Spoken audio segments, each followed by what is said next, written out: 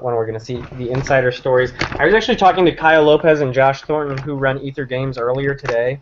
They came by the office, and it was really cool talking to them because they are just charged up and on the pulse of Magic Finance. So I'm really excited to interview them for the insider stories coming up. I have probably about 12 to 15 people and stores to interview for it. So I think we're going to have a good cross-section of people to interview. I'm just really jazzed about that. Yeah, I love the idea for an interview series. I'm excited. There's people like Nick Beckfar who have been doing this for a long time and really have just a wealth of knowledge to share. Kyle Lopez, I think we've talked about a few times. He's just kind of gotten into vending at events and is he's the guy who's been using our software in his booth to make money, right? Yeah, and one of the many. I have an appointment. I'm going to be going to Dayton to interview Nick Beckfar at an event on October 23rd. I think I put it on my calendar, so we're going to have some of that too. What's in Dayton? A PTQ? I think there's a PTQ in Dayton, and the goal is that I get there at round 1 and I can interview him when the entire room is silent, so that we don't have just a whole bunch of people talking bad beat stories over what should be an insider stories recording. And I also want him to be able to actually participate instead of having to buy and sell the whole time. Yeah, definitely. So I actually want to jump into a question that I posted based on some of our discussions earlier in the day. The buy-a-box promos for Sylvan Caryatid and Goblin Rabblemaster. What's going on with those as they relate to the price of the pack foil, or more importantly, just the non-foil card itself? I mean, they apparently have had no effect on suppressing the price, right? And we've seen this before with, a Scavenging Ooze. That wasn't a buy-a-box promo. It was literally a free card if you got duels. Oh my God, I remember that. And stores were selling them and weren't supposed to, and some stores still have some of those packs. That was a real mess. I guess it really depends on, people aren't buying M15 boxes anymore. So what are the stores that still have some of the Rebel Masters left doing with them? I know Wizards doesn't want them to sell them and inject those into the market, but I really feel like that's where they're ending up.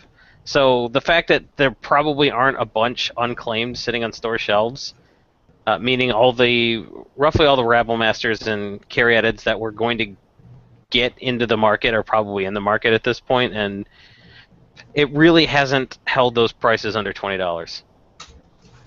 Yeah, and we were talking last night on the Insider Hangout on the IRC chat about how some stores respect the Wizards buy-a-box, and some have just cracked them and sold them.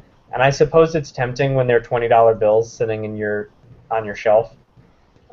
Which also got us into discussing Wizards rules, which we just started calling Wizard Law, which is pretty amusing from a Harry Potter standpoint. I remember, Kelly, when you had started a store, you had to actually show them. You had to take a picture of your store's sign and storefront to show them you were real. That is correct. So, I mean, Wizards is really serious about don't sell the buy-a-box promos, but apparently, a lot of stores just disregard that with impunity, but other ones observe it. So, I mean, without the buy-a-box promo, would Caryatid be a $25 card? Would Rabblemaster be $25 or $30? Honestly, I don't think that the buy-a-box promos put in a huge quantity into the marketplace. I would be inclined to agree. Bring up Scavenging Ooze, that it was a free card, and it was like $10 if you bought duels and you just took that ticket to your local store that still had Scavenging Ooze. But I remember. Yeah, and there were some people gaming that, printing out the ticket and going to a bunch of different stores, or counterfeiting those slips basically, because all it was a printout. Somebody, when I was running my shop, a group of guys just came in and were just abusing the system to get free. I think there was free Liliana Vest Planeswalkers. No, it was Titans. There were foil Titans. Yeah, and there were Titans. I wasn't gonna mess with the Wizard Law and sell them, but when someone comes in and is obviously scamming the system, I'm like, where do I draw the line between what's legitimate and not? And it's like, I wanted to give them away as F&M promos or any kind of promos, any prize, whatever, but these guys just cleaned me out by scamming the system, and I was like, well, what am I supposed to do here? Yeah, and you're taking product out of the hands of people who could legitimately get it, but there's no real way as a a store owner to be policing that. But for our purposes, whether or not they're ending up in the hands of people who are deserving, blah blah blah, they're ending up in the market, and the people that are buying those, en masse, and scamming, they're probably listing those on TCG Player right away. So those are copies ending up in the in the market. Mm-hmm. So That's a good we are point. seeing the effect those are having. Like the more incentive there is to game like that, the more likely there are to end up for sale and not in a casual player's binder or deck where they'll never see the light of day. So despite the fact that Duels of the Planeswalkers isn't super appealing to people who know how to play Magic and would rather play Magic online, it was actually worth buying the recent few duels just to get those, like the free scavenging ooze for the PlayStation or the the Frost Titan or whatever, the Oh yeah, Grave I Titan. remember with Duels So 2014, I bought I bought it for Scavenging Ooze, and then my wife put it on her tablet to play. So. It's a fine game, too. Oh, so yeah, I think a Duels. I think Doug and I were saying earlier, duels ended up being what they wanted Portal to be back in '97. That's a really good point. It's a really good entree for new people. It's intuitive. It doesn't let you do anything wrong. It forces you to learn how to play Magic correctly. Yeah, I think it's huge. Like if they polished up duels a little bit, I think it could appeal to the Hearthstone crowd. But making it free to play and getting the free to play system set up is not something that they've shown they can do a great job at. No, so the fact that duels isn't super appealing and people are still, redeeming those vouchers just shows, essentially what free money does. So I don't know if we could see $25 non-mythic regular rares, in a set that's opened as much as because Theros wasn't open a ton and M15 wasn't open a ton. So I don't think we're going to see an analog of that in Khans of Tarkir, especially because I don't like the Rattleclaw Shaman as much as I like Caryatid, obviously. So I don't think we're going to see that this time around. I heard somebody make a really good point about the Morph Mana guy. And they were saying that it's really, really crucial that it can beat for 2. That the matchups that in his particular deck, which I'm drawing a blank on, he said, I really like that this can beat for 2 when it's a morph or when it's face up, because the hexproof doesn't really matter. He was more inclined to have the offensive creature and the one-time mana burst to get him up above a certain threshold. So I think that there's a good comparison between those cards for sure, but we have to remember that they play vastly different roles in their decks. But I mean, I don't know. I don't know if you're limited to teamer kind of decks with that. I don't know if you want to play that just because it taps for green and one other color. So I think it's going to be less ubiquitous in standard because I think it's a little more limited to teamer decks, whereas the Caryatid gets played a lot more ubiquitously So across. I actually have a bit of experience on this because my podcast partner on Modern Enthusiast, James, has been playing Teamer and Standard recently, and he said Rattleclaw Mystic is bad in Teamer, but you need it. You need something to fix your mana and accelerate you, and it is better to have an attacker than a 0/3 wall. So he was like, I don't want to run this card, but I have to run it. And sometimes you get the games where you draw it on turn 7 and you morph it down, and then the opponent has to guess whether it's a Hooded Hydra or a Segu Maul. Segu Mauler, yeah, that's true. Like if it's a Segu Mauler, they just lose if that thing flips. So I think it's pretty wild that the morph ability on it actually. I mean, it's like an actual bluff in the Teamer deck. Which is what Mark Rosewater wanted initially. He's always tried to make a card that bluffs, and he failed his first few attempts. Like Curse Scroll, people are not using that right, and I just felt bad for Mark Rosewater. He's like, this is a perfect bluff card, and everyone's like, mountain. 2 cards in my hand, both mountains, take 2. You're using it wrong. Yeah, and I don't here's know, why man. I just won a tournament. It's just not good. So, Kelly's promoted the question about talking about Rakshasa Death Dealer, and Yes. Man, everyone's split on this guy. Yeah, so Fleece Main Lion's the obvious analog to it, and Fleece Main Lion is about $4 right now.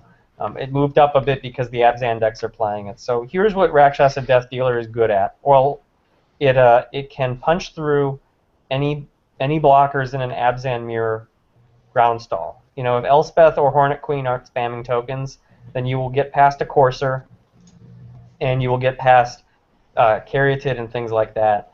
Certainly, when you have the mana to pump it, and you attack into a Courser, just like leaving up the mana, they don't typically block, and then you get free damage in, and then you can use that mana post main, or in your post attack in your second main. So it's pretty good off the top. It can conceivably scale a lot bigger than Fleece Main Lion.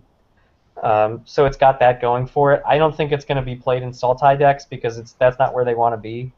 But it's not a sexy card. I mean, it's like Putrid Leech or Spectral Lynx. Like, these are good cards, but they're not exciting. Can I jump in on the Putrid Leech comparison? I think that people compare it to Putrid Leech a lot for obvious reasons, but I think they're missing the point. Whereas Putrid Leech was a much more aggressive card in that you could only pump it once a turn. You could only pump it for a fixed amount, and you lost life. You didn't have to pay mana. So it naturally fit in decks with a lower, tighter mana curve that didn't really play for a late game. I think the value in Rakshasa Death Dealer is the fact that this is a format where there aren't a lot of great 2-drops. And we haven't really seen what control decks are going to do yet, because the first week of the season is always just burn decks. I think there might be a control deck that likes to have this as a 2/2 for 2, just a bear on its early turns that can become a threat late game. But also remember that when you hit turn 8 and you're playing Drago, this guy's an I don't even know what to call him, but he's pretty much a bomb off the top of your deck, because you can drop him with 5, 6, 7 mana untapped in the late game. You've got the regenerate up, and then if they try to attack into it, he can block. And the next turn you can swing for 6 or maybe 8 damage, all the while keeping counterspell mana, removal mana, regeneration mana up. So I think comparing him to, I don't know what a good comparison is yet, to be honest. So here's some things to consider. That it can regenerate and grow big means that Bile Blight, Hero's Downfall, Murderous Cut will not kill it. With untapped mana, it will survive most of the good removal in the format.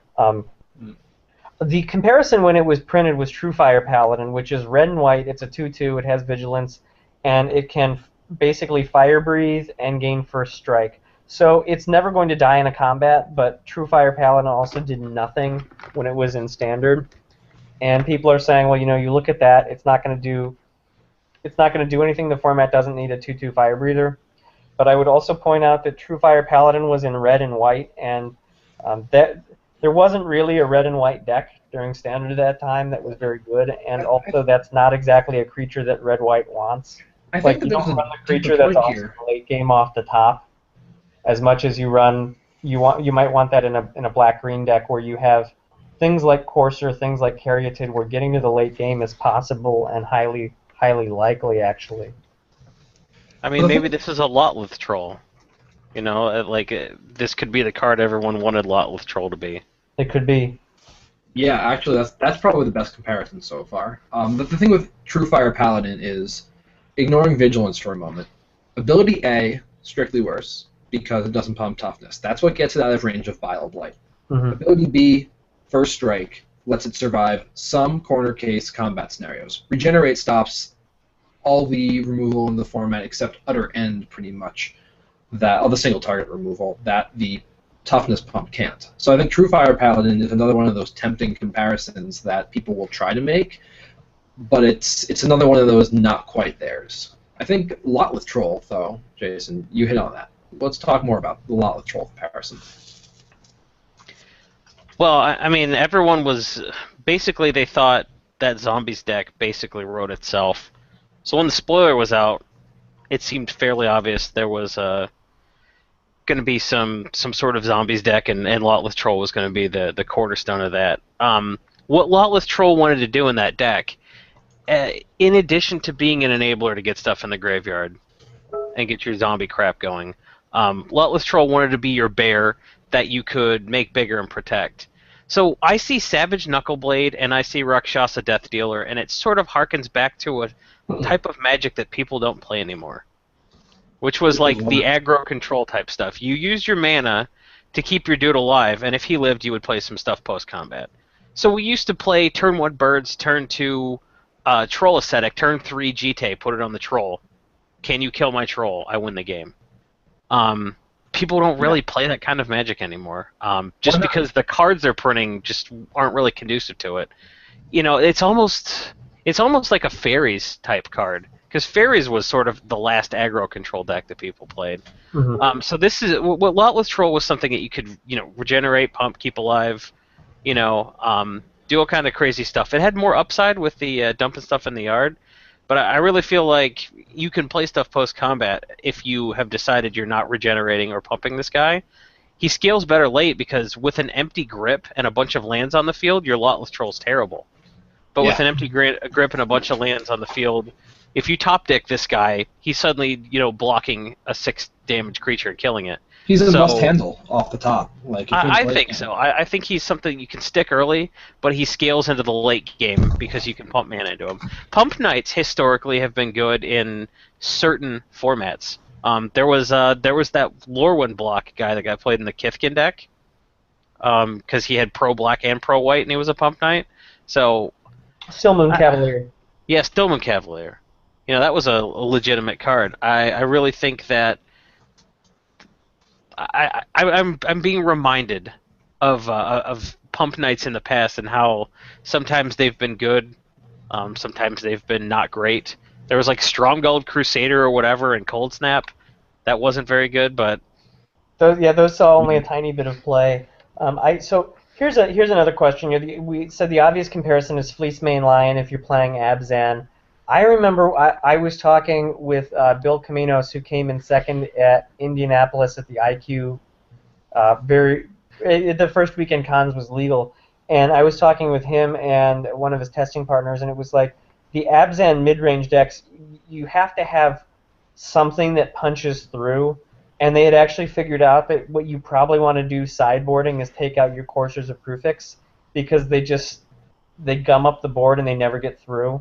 So they were talking about you want to have something that you can just start punching through. And that, like, a Fleecemane Lion will never die to a Siege Rhino, but it will never get through a Siege Rhino. And that was an issue. Yeah. Well, I think that the important takeaway here is that what you compare cards to is pretty important. Like when people compare Painseer to Dark Confidant, I just want to explain to them that they're not comparing apples to oranges. They're comparing apples to pine cones. I mean, they're such functionally different cards that happen to have similarities, and I think that the comparisons that we've made here are better than the ones of True Fire Paladin and of Putrid Leech. Those are deceptive. Let's talk about the archetypal Firemane Angel Mantis Rider thing that people have been realizing Mantis Rider is better than we think. And yes, or a Lightning Angel, sorry, not Firemane Angel. That yes, it's better than we think, and we were all kind of mistaken comparing it to Lightning Angel, because Lightning Angel existed when Flame Tongue Kava was legal, and that's why it never saw play.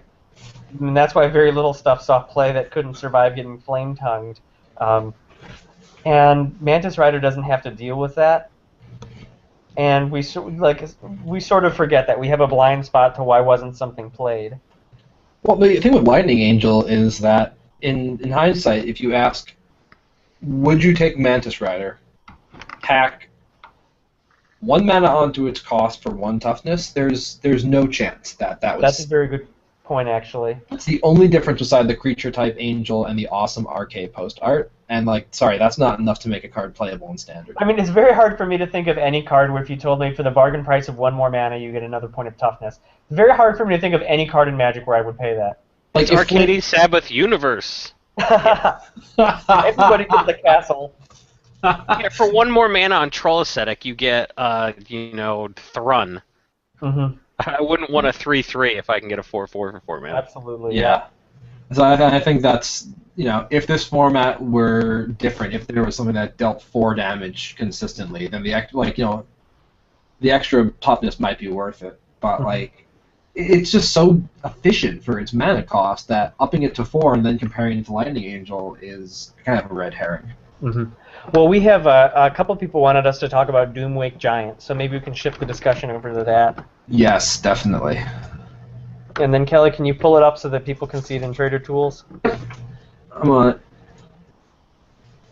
There we go. It's the spread is crazy right now. So this is the thing in my thought, is that Doomwake Giant has gotten a bit of pre-Pro Tour attention because it's the next level answer to Elspeth and Hornet Queen, and you can jam that guy with Eidolon of Blossoms. You can get 2 or 3 triggers off of it and wrath somebody's board. So I mean, there's attention on Doomwake Giant for sure. People like it on their sideboards. I had mentioned that I don't really trust rares to go more than $5. I mean, it is from Journey. I don't know that you're going to see a really consistent Constellation strategy that can trigger that more than once or twice. Because the best Constellation card is green, and the second best here, Doomwake Giant, is black. And it's hard to think of stuff that will want all that doesn't already. You get Courser. But it doesn't really seem like a dominant strategy. Like, play these spells so that you can sicken your opponent's board. Don't forget about Nyxweaver. It's in those colors, and it's an enchantment creature. And that was a card you were high on earlier in the week. Yeah, I was big on it, especially because if you see there on Trader Tools, Adventure On is buying it at 12 cents, and there were a whole bunch of copies at a dime on the internet. And whenever you see a card that will immediately sell for more than you bought it for, that's a pretty easy pickup. Yeah, I should mention that you're not buying it to flip it for the 2 cents a card profit. You're buying it because the upside is there and the downside doesn't exist. Certainly, and you can buy in large quantities of uncommons. That's nice. So with Nyxweaver, I think that there might be a strategy that revolves around it and some of the other enchantment creatures that where you can start recurring Nyxweavers and just continually getting a Doomwake Giant trigger every turn, or maybe even twice a turn in the late game. Maybe a little more combo-y, but aggressive at the same time. I don't know. It's just an interesting overlap. And Nyxweaver I've seen pop up in 2 to 4 in lists. I don't know if it's found a great home yet, but it is a good role player in the Sultai decks. So it's good to keep that in mind. Definitely. What do you make of the big spread on Doomwake Giant? So this is my thought on it. A spread is, for listeners, it is the difference between the TCG mid price and the highest buy list price. And that is we look at it as a measure of market confidence in the card. So a hot chase rare will have a spread that's typically 30 to 40% when it's in standard. I remember Snapcaster Mage was about 30% when it was in standard. And the reason why was that dealers knew that they could sell as many of those as they got coming in, so they were willing to pay quite a lot more than they would normally pay on a card because they knew you have a ready market for it.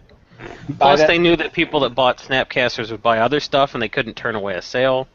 Yeah, and there's lots of reasons to have stuff in stock. The biggest issue is that store. You always want to be able to say yes to the customer, and you don't want to be the store that doesn't have Snapcasters. Mm-hmm. So when you see a card with a low spread, you see a card that has it's very close to the buy list price that stores want it and they want to sell it for. Sometimes that means that the market is not efficient. So we talked about Nyxweaver having basically a negative spread for a while because the uncommons market is not as efficient in the economics term as the rare market. People aren't rushing out to fulfill those buy lists to drive the prices back to normal. I think that when you look at the spread on Doomwake Giant of 80%, you see buy lists that have not caught up, or maybe are not catching up because the dealers are not confident in it. But you also see a lot of the cheap copies on TCG Player have disappeared. Like there are stores that will only list rares for $1 or more, and they figure if you're not going to sell it, you're not going to sell it. But if things move, you're going to get sales at $1, and you don't have to work hard to reprice. So I think you see someone in Insider Chat just made the point that it's an intro deck rare. Yeah, and then that's going to keep the prices down quite a bit too. I don't. It's hard to gauge the effect of the intro deck because I think the intro deck itself matters to an extent, and whether there's a Thragtusk in that intro deck. Like, no one's going to bust an intro deck to get out a $1 Doomwake Giant. Or a $5 Doomwake Giant. They will bust it to get a $20 Thragtusk. Mm-hmm. So... And Doomwake Giant isn't sexy. Like, the best case scenario with Doomwake Giant is you play that guy, you kill some of their tokens, and the next turn you cast 2 or 3 enchantments, and, like, you drown in sorrow their board. That's not as cool as, like, I play Thragtusk, next turn I play Restoration Angel, and guess what happens? Yeah. I don't know how to feel about Doomwake Giant, because I loved it as a buy at 75 cents, and I think there's sometimes that cards are a good buy financially, irrespective of their playability. Mm-hmm. Because what we're doing is buying pre-hype and selling into hype. So, irrespective of whether Doomwake Giant is the answer to the format, I felt like at 75 cents you could expose yourself to so much upside as a result of any sort of excitement at the Pro Tour that if it hits $5 and it starts buy listing for $3, you quadrupled up and you have a great weekend. Yeah, and some things are weirdly priced anyway. So, for example, Sigmund Osfresser, one of our writers, had pointed out that I think it was Angel of Serenity he had said was, I think, $4 at the time, and he said, look, Avacyn Angel of Hope is $9. It is an unplayable mythic. The only people buying this are buying it as an angel. And they want it for their angel collections. Like, Avacyn's kind of fun as a thematic character, but he said, Angel of Serenity is a mythic angel. It is less than what Avacyn cost, which was in the exact previous set, or near to it, and, like, this is an underpriced card. It should be more because it is a mythic angel, and he was absolutely right. Like, the card was just mispriced at pre-sale. Yeah, that was... I really thought when I started getting into finance, which was around Innistrad, I was like, okay, people have stuff figured out by now. Like, yeah, I bought, $4 Thragtusks pre-sale or whatever, but that's not going to happen. So it was weird seeing something as comically underpriced as Angel of Serenity ended up being, because most of the time stuff's overpriced. Mm-hmm. Most of the time Star City Games puts up 10 copies of Painseer at $4 and sees if they sell out. Painseer got to 10 by Star City incrementally putting up 10 copies and seeing if it sold out. So it's kind of funny to see something underpriced when you have, hype around it. I think Sigmund was absolutely wrong about Avacyn only being bought by angel collectors because it's actually one of the least fair EDH generals. Mm-hmm. You're Armageddon everybody's lands but yours. But I think he was right. It's a big, dirtily angel. And compared to Grizzlebrand, which has real apparent upside to people that like playing unfair Magic, whereas Avacyn's like, Grizzlebrand's good in everything. It was so good it was banned at EDH like right away because it just ruined EDH. Oh yeah, it was a yellow mouse. Whereas it took some work to ferret out how good Avacyn was. So it's weird to see something that ends up underpriced. So real quick, I just pulled up Angel of Serenity on Trader Tools because it was Sigmund's probably his best call of all time. Am I looking at this? Am I correct to realize that this card is under $2 retail? See, that's fascinating that it dropped that far. That's crazy. That's really the fact that it was like only a 1 or 2 of in decks, and like it tailed off at the end of its playability. Also, people weren't rushing to dump off these a playset at a time. Yeah, and the angel players have their copies. Yeah. True. I don't know. I wouldn't mind buying into these below $1.50 just to have them. I don't see much more downside to them. Both mythics are only 50 cents. There are EDH decks that want it. It's it gets played in Kalia. I play this in Mayel. Like people that play angels casually. Like it's a powerful angel with a good effect that everybody can grok. So, Yeah, under $2, that seems okay. I definitely would be happy paying 65 cents for them like Card Kingdom does. Yeah, and Austin in our chat room points out regarding Doomwake Giant that the foils of Doomwake Giant are only about 20 cents higher than the regular ones. So, if you get the foil multiplier on it, there are going to be people who love to foil out their decks. Don't forget in the intro deck is a foil, man. That's why it's so cheap. Mm-hmm. So I want to move on here. Doomwake Giant, I think the consensus here is that there's probably some upside, but it's also likely not going to define a format. And my feeling is the best place to be at this point in cons is on those 50-cent or dollar rares. I don't think I want to be on a $5 card. I don't want to be on Scuttling Doom Engine very much, even though I like it. I want to be on the stuff that has a chance, Rakshasa Death Dealer was $1 or less, at least when I looked at it yesterday. I want to be on that kind of card because it's much more likely that a rare goes from 50 cents to $3 to $4 than it goes from 5 to 20. So Dig Through Time, I have heard floor reports that Dig Through Time is everywhere at the Pro Tour. There's a card I like. And that you're going to be seeing it a lot. So Dig Through Time TCG player mid is $5.50. It was $1.75 last week. If you bought your copies then, and we were saying, I know on Twitter how awesome it was and how good the card is. If you got that, you made a great profit. I don't know if you're going to be buying your foil Treasure Cruises at 20 and hitting at 50 on that, but let me point out that on Dig Through Time, what was it retailing for last week? It was $1.7. I bought my set at $1.75, my personal set. So let me put it into perspective. If they were under $2, right now Card Kingdom is willing to buy Dig Through Time at $2.50. But here's what's interesting to me, and you can see this on the video overlay. They're willing to buy 2,300 copies of them. That is a sign of confidence in a card. Yeah, Card Kingdom has had some insane quantity numbers on cons cards lately.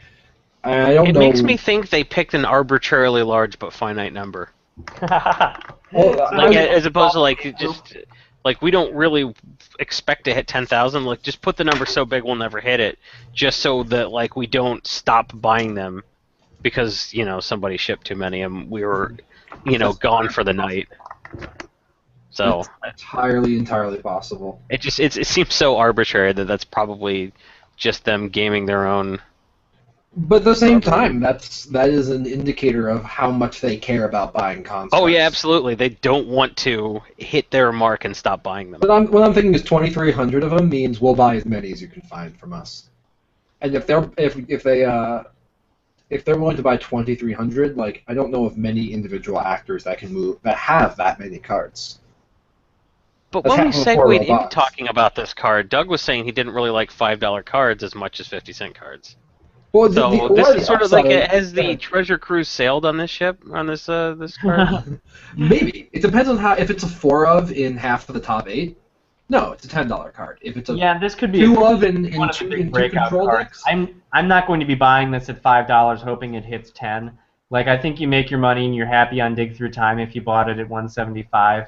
We were really big on it in Modern. It's Treasure Cruise and Dig Through Time are both cards, and I think enough analysis has been done on them that I will be brief, but those were cards that people looked at and immediately dismissed of well, you cast your first Dig Through Time, and then you're never ever going to be able to pay for the next one, which is just absolutely false. Treasure Cruise, you're going to do back-to-back Treasure Cruises pretty you're going to hit that regularly in Modern and in Legacy, and you don't even have to run Tome Scour. You're going to just be able to do that stuff. People have no idea how to think about Delve, is what I came up with. This is how to think about it. It is like Affinity, and it is like Tolarian Academy. It is a very dangerous mechanic, and I think Wizards is going to regret printing Delve. I think that you might be right. And Nyx Weaver actually makes Delve a lot scarier. Yeah, I mean, it says basically add 2 mana to your mana pool every single turn, and it doesn't disappear. It's like Omnath. Yeah. I think that Dig Through Time is one of those things, and we'll wrap up on this before I want to move on to Sarkhan. It's one of those cards where I think people are going to vastly over or underrate it, given its performance in this Pro Tour. We'll see.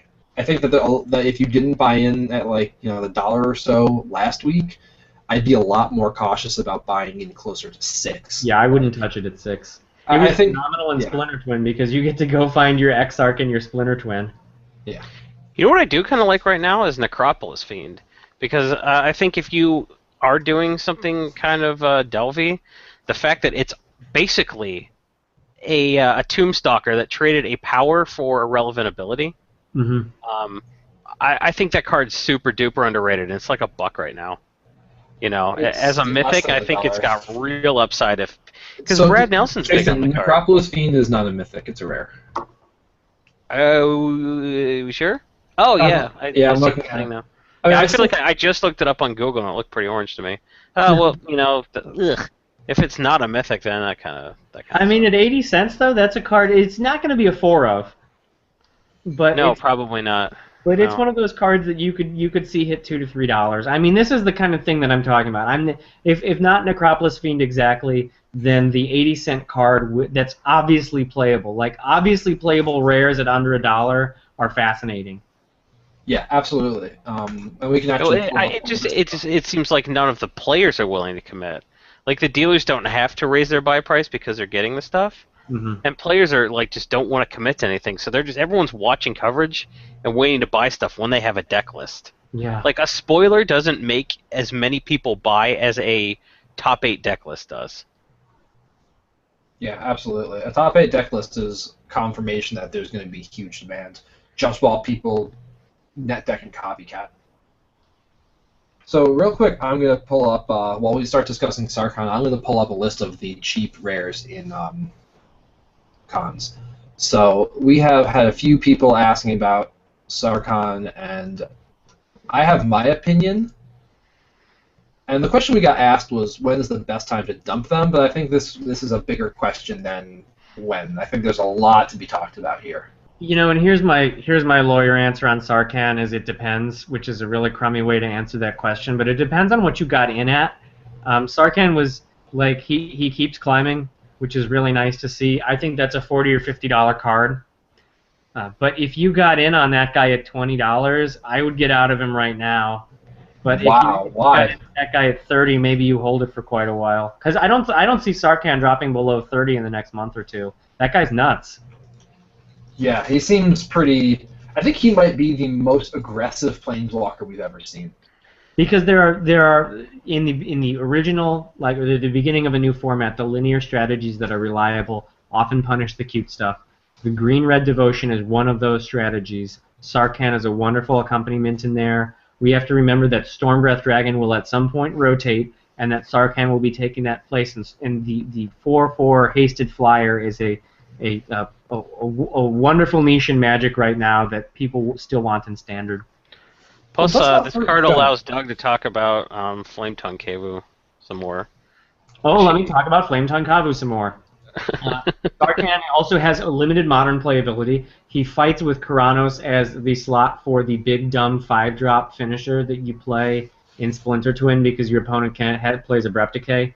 And I do know, I mean, recently in testing in a tournament last week, a local tournament, somebody went Sarkhan, barbecue a dude next turn, make him a guy, attack you, Restoration Angel, reset his counters, barbecue another dude. So Magic Christmas Land does happen in Modern with Sarkhan. Oh, definitely.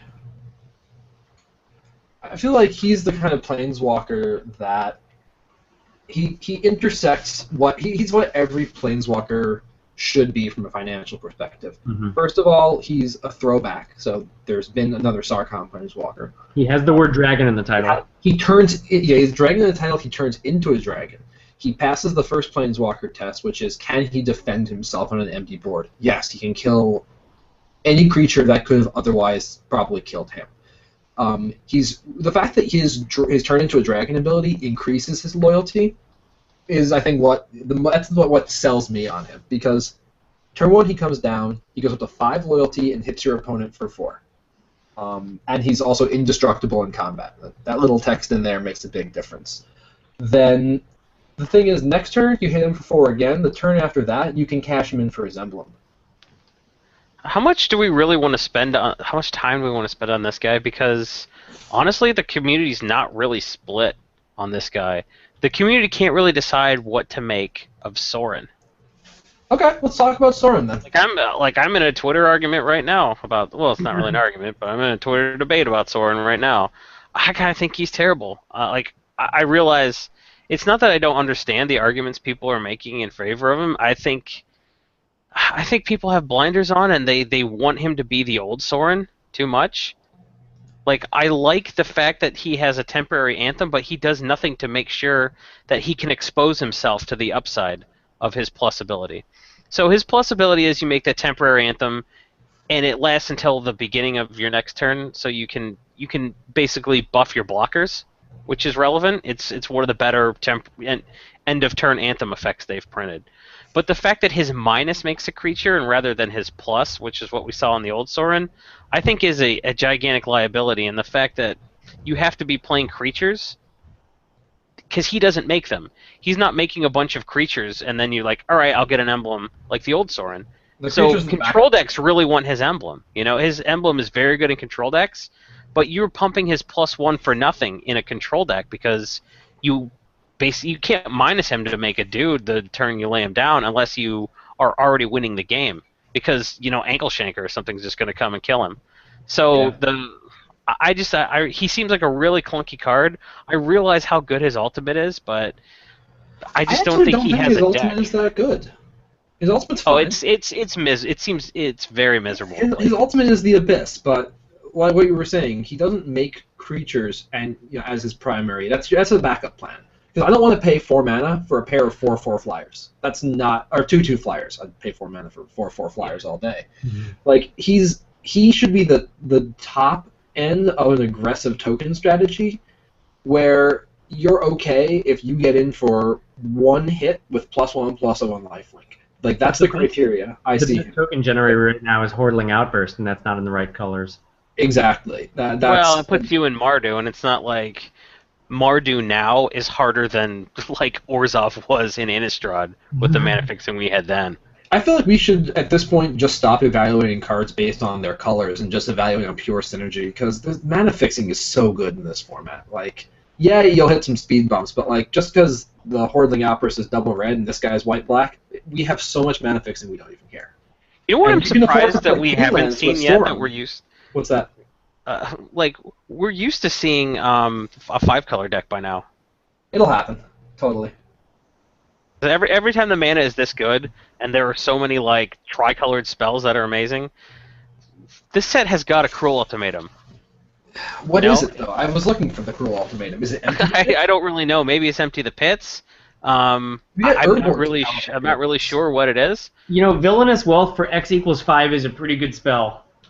Oh God, I know. Brian David Marshall called the spell Nemesis Wave, and I think that's the best nickname I've ever heard for a card. So that card could be a Cruel Ultimatum contender.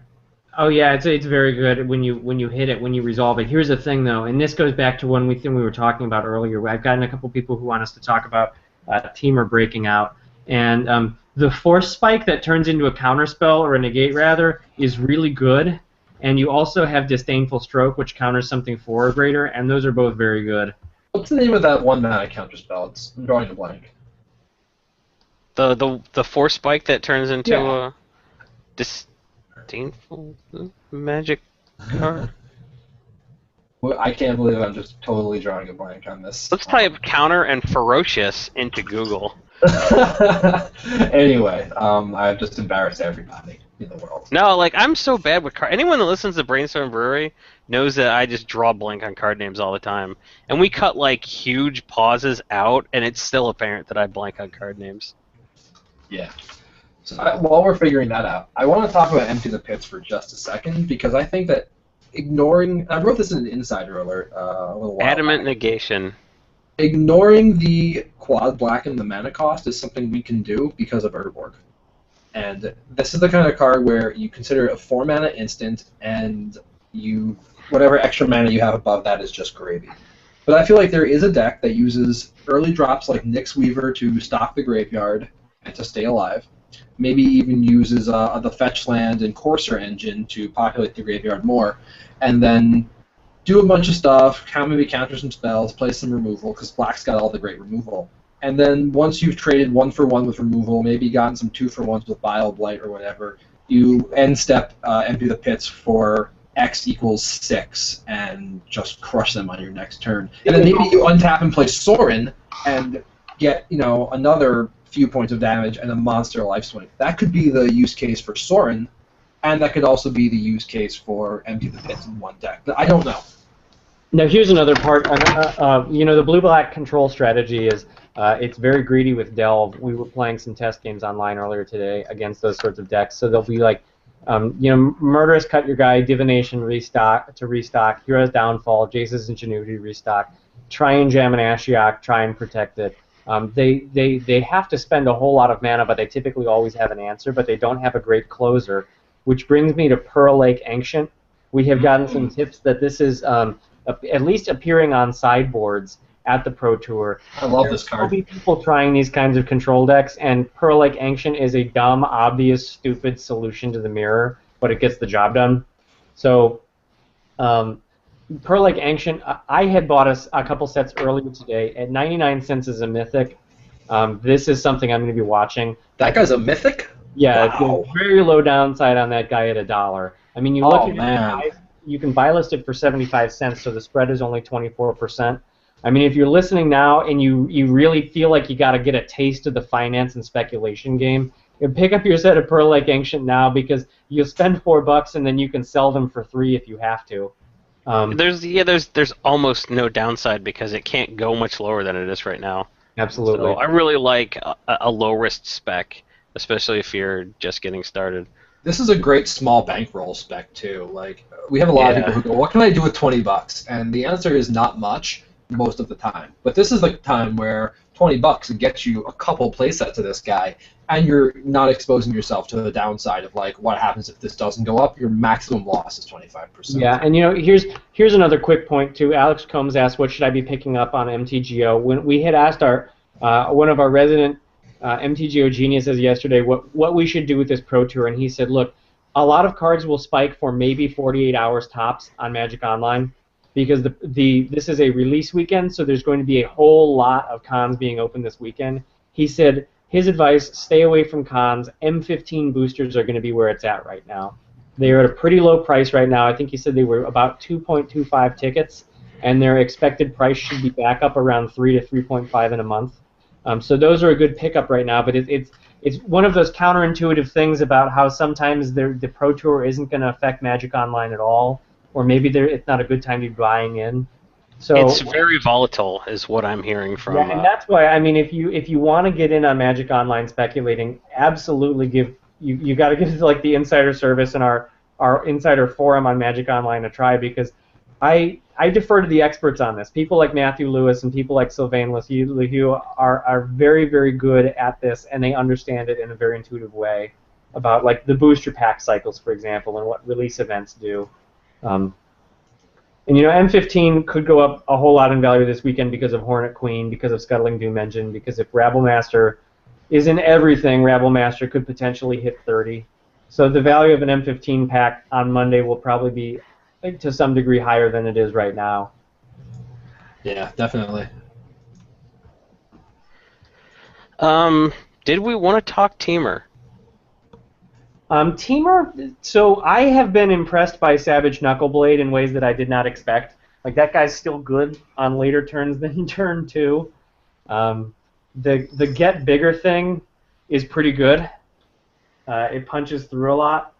The problem we found with the deck is that you almost want to be running like a Divination post board against the decks that have a lot of 1-for-1 removal, because they'll be able to replenish and get a Murderous Cut or a Hero's Downfall for every Polukranos you play, which was what we were finding. So you end up you have no steam left, and then you end up drawing your lands and you fizzle out.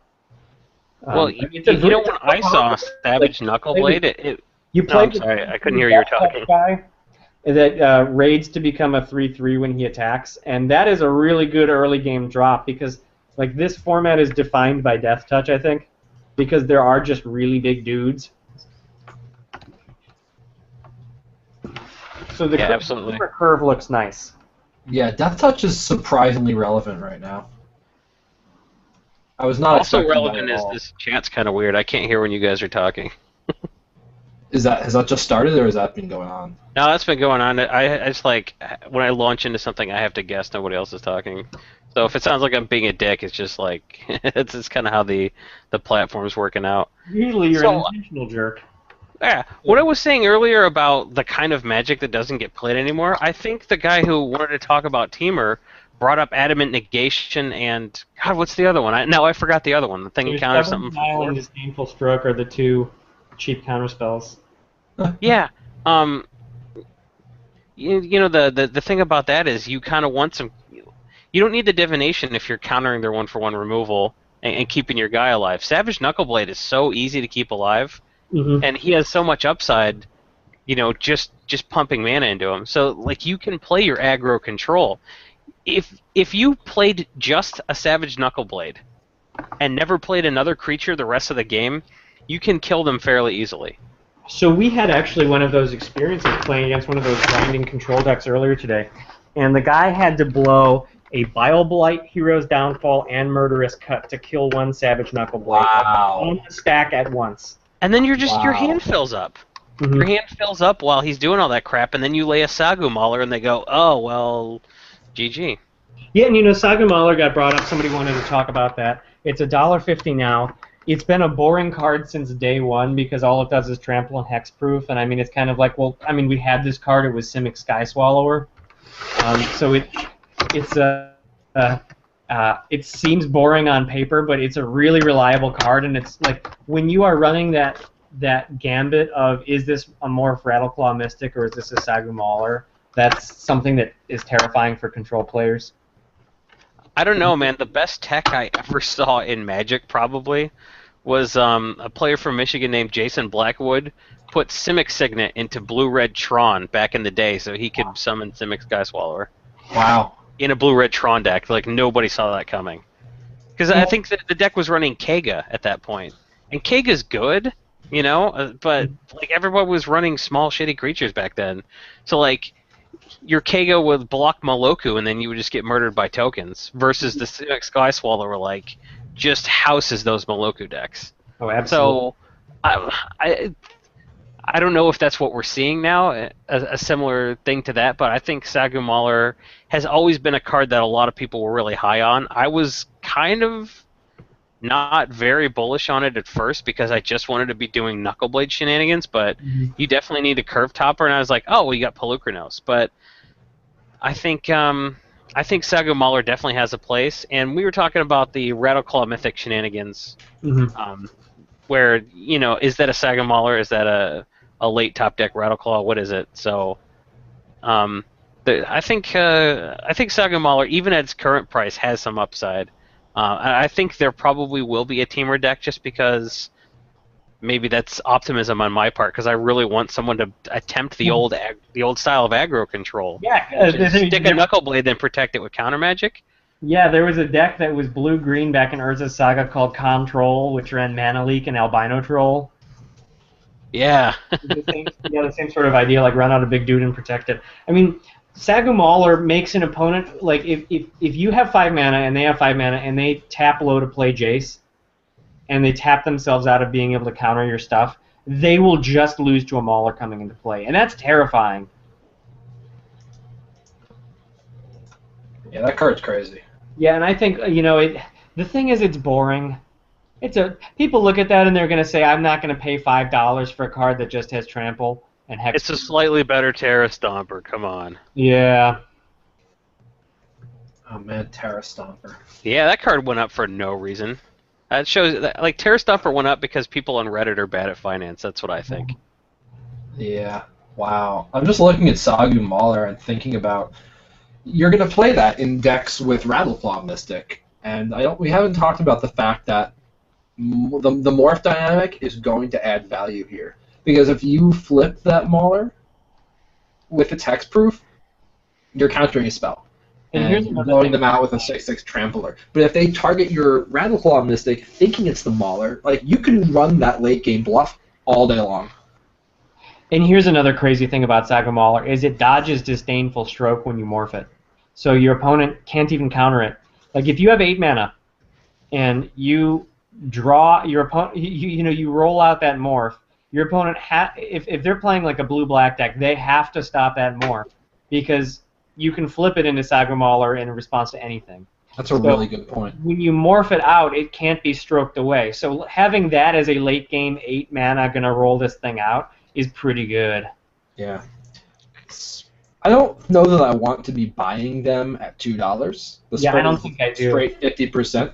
But it's one of those things where if I'm at FNM tonight and someone's got a few in their binder, I might try to get 2 for 3 and trade. FNM started 2 hours ago. I'm in Central Time. My FNMs generally don't start till 7. Anyway. That's cool. So we've also got people who want us to talk about Hornet Queen, which we should. I think this may end up... There's probably a chance that this is going to end up being Pro Tour Hornet Queen. I mean, really think so? I think so. I think because, and here are some of the indicators. Drown in Sorrow is showing up everywhere on sideboards. Being able to put out 5 guys that guaranteed will kill their attackers is so good. Like Hornet Queen and the Green Devotion Mirror, it's who can jam more Hornet Queens.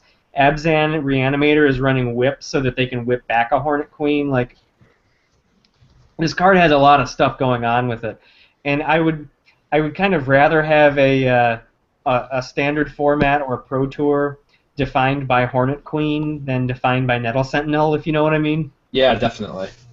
You want to talk about Whip? Do we want to talk about Whip at all? Like, I think Hornet Queen, like... Now, Whip, like, all that equipment was in those, like, decks, so there's not a lot of upside for any of that equipment, I don't think. Yeah, and Whip is just... If you bought Whip when it came out at $3 thinking it was going to go up, you've been disappointed for the entirety of Whip's existence. Yes. I thought that card was going to be $5 or $10 easily, and it has never impressed me. Though, now remember, the card is now over a year old. The retail price is under $2, but the spread is only 35%. Mm-hmm. So I think that there might not be a lot left in terms of its downside. Obviously, the problem is it's legendary, so you don't want to run a lot of them. But it's one of those things where it's an engine. Plain and now, Jason, here's my question to you: Is Hornet Queen hitting $15? I mean, good showing this weekend. Let's good showing. Like the problem is Hornet Queen was essentially garbage, and a lot of dealers have a ton of copies of this because when everybody was busting counter punches to get at those scavenging oozes, the rest of the cards in there were like just I have a stack of Hornet Queens just from like not being able to sell them after I popped a bunch of $30 counter punches years ago. There's a lot of inventory still there. So I think that'll dry up, but I think once that dries up, I don't know. It would have to be pretty ubiquitous. But if you look at Goblin Rabblemaster, there are extra copies of Rabblemaster from the buy a box, and I had $20. So I think 15 on Hornet Queen's probably not. It's a little unreasonable, but like I wouldn't tear my hair out and say I know nothing about finance if it did hit that price. And if I'm holding Hornet Queen right now, I'm not selling it at $5 per on eBay or trading it away. I'm not getting rid of Hornet Queen right now. Like post Pro Tour, even if it has a middling showing, Hornet Queen's still going to be a thing. I still probably would hold it all the way up to $10. So let me ask just the amount of. Oh man, I almost said the amount of buzz it's generating. I would have thrown up in my own mouth if I'd actually said that. The amount of excitement this card is generating, there's got to be something to it because people wouldn't be talking so much about it. People on the floor, people who have buddies at the Pro Tour, and anybody who's got a friend in Honolulu right now, that people are talking about Hornet Queen. Here's a question. You asked, does it go to 10? Does it go to 15? Does it go to 20? I don't think that there's any chance this goes to 20, let alone 15. What do you need to see by the end of Sunday to make Hornet Queen past $10? What's the outcome? 2 decks in the top 8. I don't know. How many copies across 2 decks? 6 plus. So 3 or 4 in 2 decks that make top 8. Yeah, I think here's what matters more. Here's what matters top more. 16 probably has to show up across 2 archetypes. Oh yeah, not just a mono green devotion type deal. You have to remember, yeah. Something like Mantis Rider is only played in 1 archetype. It's very, very good. It is only in Jeskai decks. It will only be $5 to $8. Rabblemaster is good in anything that plays red, and if you're not playing red, splash red for it. You have mana confluence and no excuse. Like, Rabblemaster commands $20 because it is a pan-format staple. Sylvan Caryatid is 17. Courser is 19. Those are all cards that show up in every deck that can play them.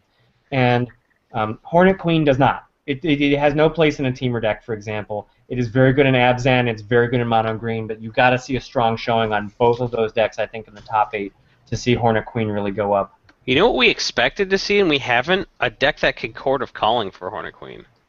We haven't really seen a core deck. We have seen. Chord might be the best Magic card that isn't getting played. Yeah, we have seen a few preliminary Chord lists come out. I had always, in Modern, you Chord of Calling for Eternal Witness and get it back for free, which is really cool. You could do that with, I believe it's Warden of the Eye, but that puts you in 4 mana or 4 different colors, and that's yucky. But somebody gutsier than me is going to try that. I have seen Chord decks bouncing around, and they do typically run. I think even funnier than Hornet Queen is a Hornet Nest. Like, if your opponent attacks with a Segu Mauler, and in response you Chord of Calling for Hornet Nest. Well, I guess because it has Trample, it doesn't really do a whole lot, but.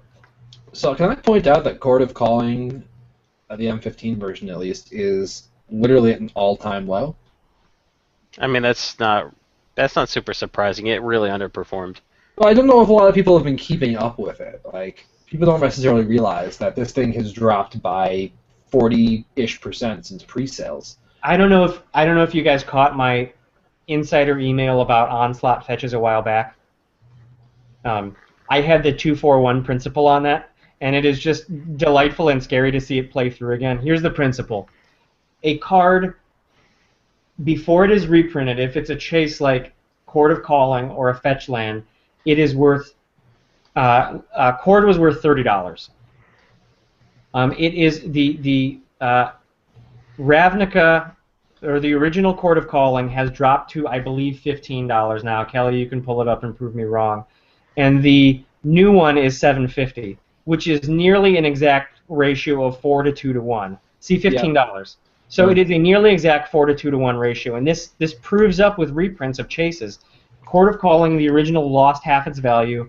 The new one is half the value of the old one, and it's like Darren Aronofsky pie kind of stuff when you realize this happens. I mean, it happened with I think it happened with Path to Exile, Meddling Mage, Primeval Titan. Thoughtseize is a huge example. Thoughtseize was, I think, $68 TCG mid before it was reprinted. Now the original is about $30. Time out for a second. 42 to 1 to 1. That's the Fibonacci sequence. Holy shit. Can we pause this for a second to clarify? Because I think I lost you there, and maybe the other guys did too.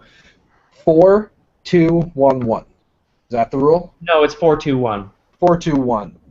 In the simplest terms, what are those numbers representing? Okay, let me just put it the other way. We'll say 1 to 2 to 4 if you want to backward engineer it. The cost of a Chord of Calling now, the reprinted one, is $7.50.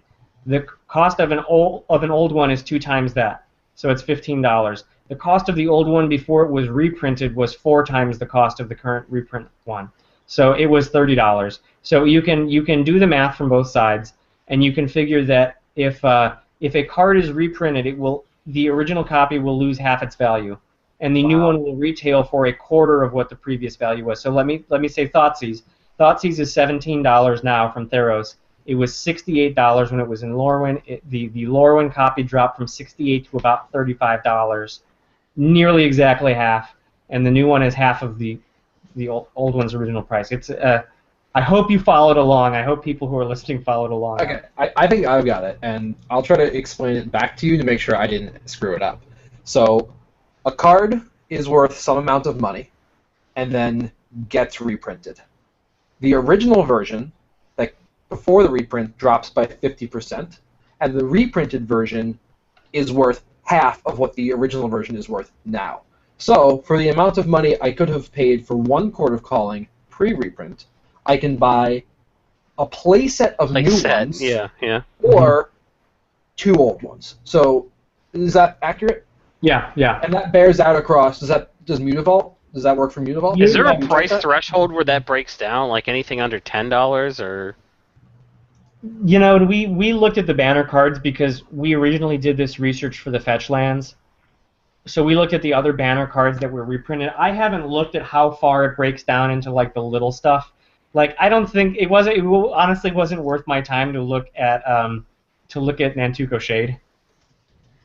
Yeah, You I, you know, know, I mean, I think down the line, when we do a little more structuring on the data that we have, and this is something I haven't talked a lot about to even insiders, but we have a huge, huge warehouse of awesome financial data, and with a little bit of concerted effort over the course of an afternoon, we could probably get a report that shows us before and after prices and lets us really dig deep into this. So that's something I'd like to look at later on this year and see if we can turn that into a rule. Well, I think that really is going to matter on cards that are reprinted to bring their price down. Like, they didn't really want Thoughtseize in Standard, but God, Thoughtseize needed to get reprinted. It was $75. Like, that's insane. You can't say, hey, there's a $300 barrier to every black deck in Modern, and it's Thoughtseize. It's a non-mythic. Well, it's from the pre-mythic era, but you know what I mean. Like, it's insane to have that sort of a barrier. So they needed to reprint Thoughtseize. They kind of needed to reprint Fetchlands. They kind of needed to reprint Court of Calling. Court of Calling was too much money. Yeah. That's not a $30 card. It shouldn't be a $30 card because it was like $2 before people started noticing it. So when the stuff needs to get reprinted and they reprint it to control the price, I think that 1-2-4 principle is going to apply in probably nearly all cases, except Tarmogoyf. That was a 1-1-1-1 thing where it got reprinted, and the old one is the same price, and the new one's the same price as the old one, and I think everybody in Vegas was really sad. Yeah, if everybody's wondering what's going on the Pro Tour right now, everybody's eating lunch or dinner, depending. I guess it's 6 p.m. in Honolulu or 7 p.m., so they're eating. Or we have not seen any Standard yet. they're eating lunch now, but we are not yet in Standard. We are waiting for Standard. We had a question about when's the right time to buy a spec that shows up on camera. So Amulet of Vigor is something to talk about. Matthias Hunt was playing it at one of the recent Modern Grand Prix or Pro Tours. We had known that he was on that deck, so we had timed an alert to go up basically right when he went on camera. He did not perform well because but he was like in it to the end. He had blown counting up his mana for Summoner's Pact and was one short after casting 2 in a turn and lost top 8ing. And basically, as soon as people saw like how crazy the Summer Bloom Amulet of Vigor Primeval Titan deck looks, people were buying it, and Amulet of Vigor disappeared from the internet rather shortly. So look at the graph I just pulled up, and that should answer a lot of questions too. Yeah. Thank you for MTG Stocks for plotting these delicious graphs, but I mean, this is a rule that I've noticed, which is that when you get insane short-term hype, the peak of the hype and the floor where it started, generally about where it settles right after is about 50%, and then it starts decaying back down to its original price very, very slowly if it's not a sustainable long-term thing. Like Amulet Vigor now is not significantly more than it was before that Pro Tour. Yeah, and you know, I think you should make sure that the person actually wants to be on that deck after this weekend. Because I think wasn't it Jan Vandervate that was playing that Fist of Suns deck, and he's like, I would never play this deck. Oh again. yeah. That's important too, as a context. You know, is this this is the kind of deck that's a one-trick pony that you bring to an event because you know no one's prepared for it, and that's the only reason it's viable. If anyone realizes that you're on this and that it's a popular deck, it stops being popular. So identifying those. There are a couple of players locally who are very good with it. That it's a very strong deck. You'll go EXO with it. You know, if it's a Thoughtseize format and a Path to Exile format, you won't have a good time. Otherwise, you will. We did have a question from Austin in the chat room. He asks what we think of Butcher of the Horde, and let me give you my quick thought on that. Butcher of the Horde has a lot of power to it. I like it. Obviously, it reminds me of Abyssal Persecutor, Desecration Demon. That thing hits hard. Here's the issue: Mardu doesn't have a great deck right now. Hordling Outburst, you know, I want to go Hordling Outburst turn 3, Butcher turn 4. That would be an amazing path. The issue is that like white and black aren't offering a whole lot right now that make being in those colors great. And I don't think you should be in Mardu just for Butcher of the Horde and Hordling Outburst, even though I guess you get a cute thematic name. with the Hordling thing. I like Butcher. I really want that card to go up. It's at $5 right now. I'm not buying. I see the ceiling on it. You know, we talked about Mantis Rider. Is Butcher the Horde going to go higher than Mantis Rider? I doubt it. I absolutely doubt it. Not a chance. Well, if it does, it would have to go down first. So I don't think this is when you want to buy in regardless, because it's going to be a tougher card to solve. Because you need stuff to sacrifice to it. You know what I want to be sacrificing to him? Bloodghast, Stranglerootgeist. You know, that's the kind of stuff I want to be sacking to him. There's nothing really in Mardu. Like, you going to sack an Ankle Shanker? Yeah, I mean, like, Rabble Master going into Butcher is really, really, really good. Yeah, if you get those Goblin tokens, absolutely. And, that you have to. They're expendable because Rabble Master makes them swing every turn anyway. So yeah, that's a good point. Like Rabble Master is turning into a Tarmogoyf.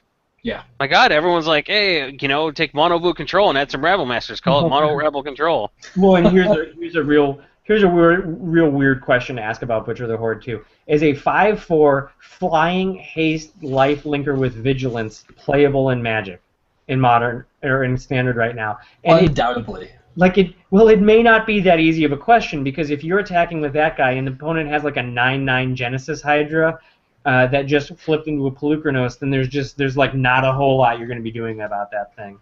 I mean, you can Austin on the chat room. Definitely Bloodsoaked Champion helps fuel that. Do you want to be spending 2 black each turn to get a Vigilance lifelink flyer going through? That sounds like something you do in Limited. He's like, I pulled that game of Limited out because I had the Bloodsoaked Champion to keep sacking a Butcher and swing with a lifelink every turn. And it does seem cool. I mean, we like those kinds of engines. I just remember, like, Butcher the Horde he requires an upfront investment. Like, if you blow 2 Goblin tokens into him and then attack and they have Utter End or a Hero's Downfall, then that's sad. Yeah. It's really situational, but the power is there. I really like him in Kalia decks. So like the foils probably have upside, but I think you got to wait a long time. Well, and he was for what it matters, a pre-release foil. Either you would have a 1 in 8 chance of getting him if you pulled Mardu. So I don't think that affects the price nearly enough. So there's a question in chat that I really want to answer that I didn't get a chance to answer in chat, which was, this is my first Pro Tour, or first time speccing in any capacity. Standard is starting soon. Any advice for the next hour? And the follow-up, thinking of buying into 4 Hornet Queens at $6 a piece. Is that a rookie mistake? My response to that is there's probably a better place for your money than $6 Hornet Queens, even if the upside is $10. I think that after fees and stuff, unless you can trade them out at $10 into stuff you can buy list or stuff below retail, like, I think you're going to have to work to get your money out of that. So don't buy such big eggs if you have such a little basket. Mm-hmm. Yeah. I would say you can expose yourself to more upside by buying. What do you do for $25 if this is your first time watching the Pro Tour and speccing? To answer that, I'm pulling up Trader Tools right now, and I'm looking at all the cards in cons that have a low spread and are uncommon, because if you buy a card for 10 cents that jumps to 50 cents and you happen to have a stack of 100 of them, you're looking at $50 for a $10 investment. Well, remember we were talking about Painseer? Painseer it's not a Bob because there's no reliable way to tap and untap him. People are talking about Daring Thief, and somebody on Reddit asked me like 6 months ago or something ridiculous like about Daring Thief, and I'm like, nah, I think he's got the same problem Painseer does. He's like, aha, Daring Thief is now worth lots of money. You were wrong. I was like, I guess you correctly predicted the printing of Jeskai Ascendancy. Congrats. I actually kind of like Daring Thief. It's not worth money right now. It's a near bulk rare. No, but he said it's creeping up and it's starting to, it's gonna. It's top 8 list. It's like some of the Japanese are top 8ing with it. Like it's in the Ascendancy deck. I think it's got it's upside finally. So yeah, at bulk, I might buy a couple sets of that just because if anyone does anything with Jeskai Ascendancy, like that's a very good card that gets coupled with that. So if I had $25, I would probably spend 4 of those $25 buying 4 playsets of Daring Thief. Really? You wouldn't try to diversify any? Well, that's why I would spend 4 of the $25. Oh, sorry, I misheard you. Yeah, you sure did, Kelly. I'm a dummy. Right. So, Doug, you were saying you were pulling up the uncommons with what was your spread criteria? Yeah, so let me give you an example. Like the I'm pulling it up on Trader Tools for the crowd here. yeah, and so for example, I mean, Treasure Cruise sells for 12 cents on list, and buys for 15. I mean, that's a low risk one. The Tri-Lands, so Opulent Palace, Sandstone Citadel, or Sandstep Citadel, those kinds of things, that like the Alara style Tri-Lands they are so good for medium-term value because people are they're gonna be fine paying $1 for Mystic Monastery, things like that.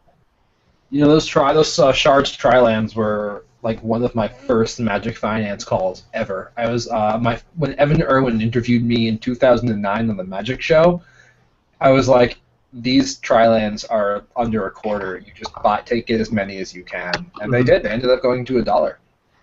Yeah, and I mean the spread on them is pretty bad because it's a 68% spread on them, which is rough. But you know, they're good. You buy them at 50 cents, and then you know that you're going to be able to get $1 out of them. I'm just pulling up all the commons and uncommons and cons that buy list for 10 cents or more, which is something I love to do in Trader Tools. Abzan Falconer apparently is a card with a 25% spread, which is a very interesting card. But like, we have Chief of the Edge, Despise, Jeskai Charm, some of the Tri-Lands. Like, these are some places where you might be able to find value if you want to buy a bunch of them. See, I don't know, like, every time I look at those Edge guys, I think Hamlet Captain. And nobody made any money off of Hamlet Captain ever. Yeah, he wasn't a 3-2 for 2 though. And he didn't. These guys don't need to attack themselves and put themselves at risk. It's a fine comparison, but I think it's just a little off. Well, there's like what Veteran Armorsmith or whatever was in M10 as well. There's like there's all these like, I think everybody wants the next Imperious Perfect or Wizened Sen, and I don't know if they're quite gonna make something that good. I mean, if you want to be shocked, look up what Gold Meadow Knight is. Yeah. Gold Meadow Harrier, the Knight of the Meadowgrain? Yeah, that's right. Yeah. Knight of the Meadowgrain's nutty, and that's been printed a gajillion times. So real quick on the 2 or 3 on the core set guys that you were talking about, the Veteran Armorsmith is junk. It's a 2-3 for 2. Veteran Swordsmith was a 3-2 for 3, and with the same basic ability. It's negative actually, spread. Yeah. Like that's what I'm saying. And this is a common, not an uncommon. This is the kind of thing where like people. If you want to make 3 cents right now, you're looking at it right here. There's no way you can execute a transaction that will make money, but like when you're picking a collection, this is the kind of card you want to know about. So as a basis for comparison, this is instead of paying 2 colorless, you're paying single black. I think there are better warriors in Standard than there were soldiers in that era of Magic.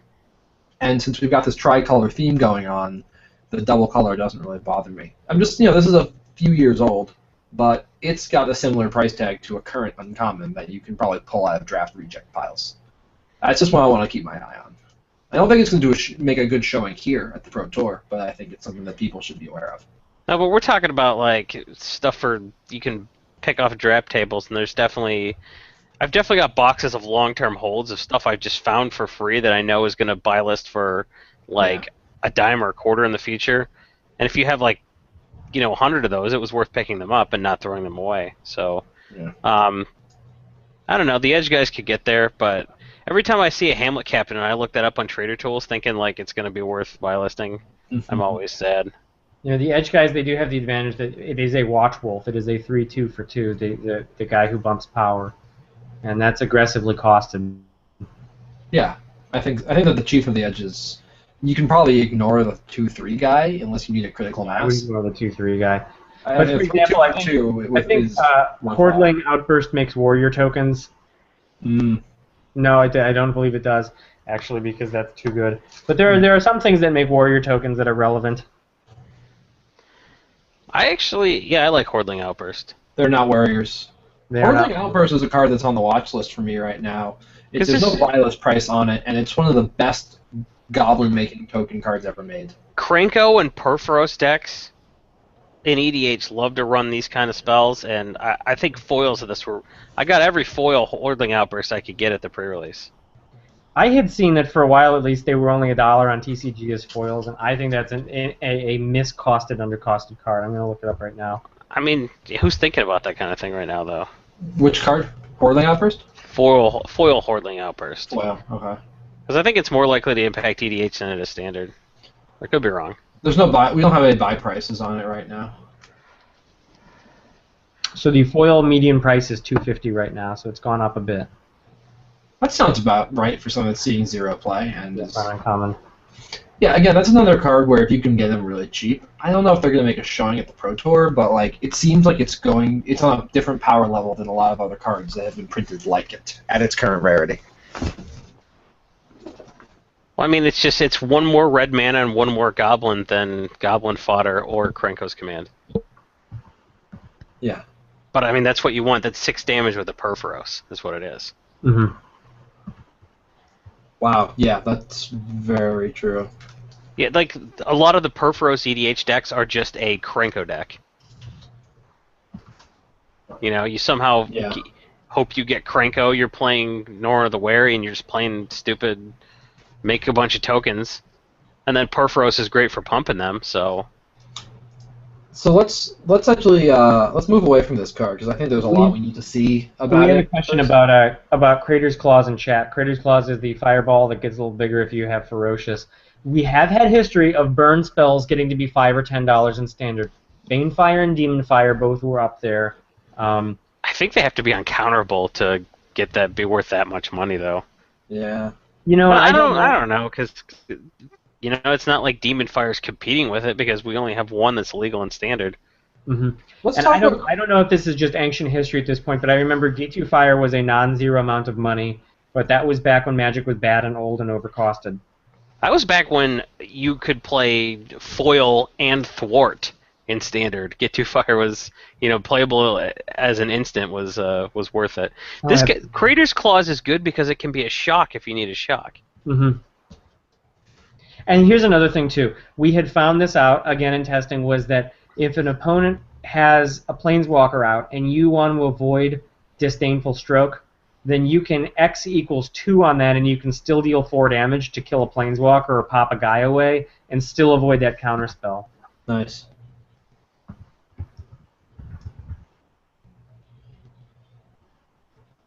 So I see that it is about $1 to buy, give or take. I think it's a little ambitious to be getting into Crater's Claws right now. It is only good in the Teamer deck because Mardu is not going to be coming up with... Neither the Mardu or Jeskai decks are going to be typically having enough guys to go Ferocious on it. I mean, I do like that it's one of the few X spells that will actually deal more damage than the X that you punch into it. And it can close things out quickly. Let's talk about Siege Rhino for a second, because I'm watching the coverage, and they're going through cons cards here, and Siege Rhino's a hell of a powerful card, especially in a format with Pain lands, where untapped lands are going to be at a premium.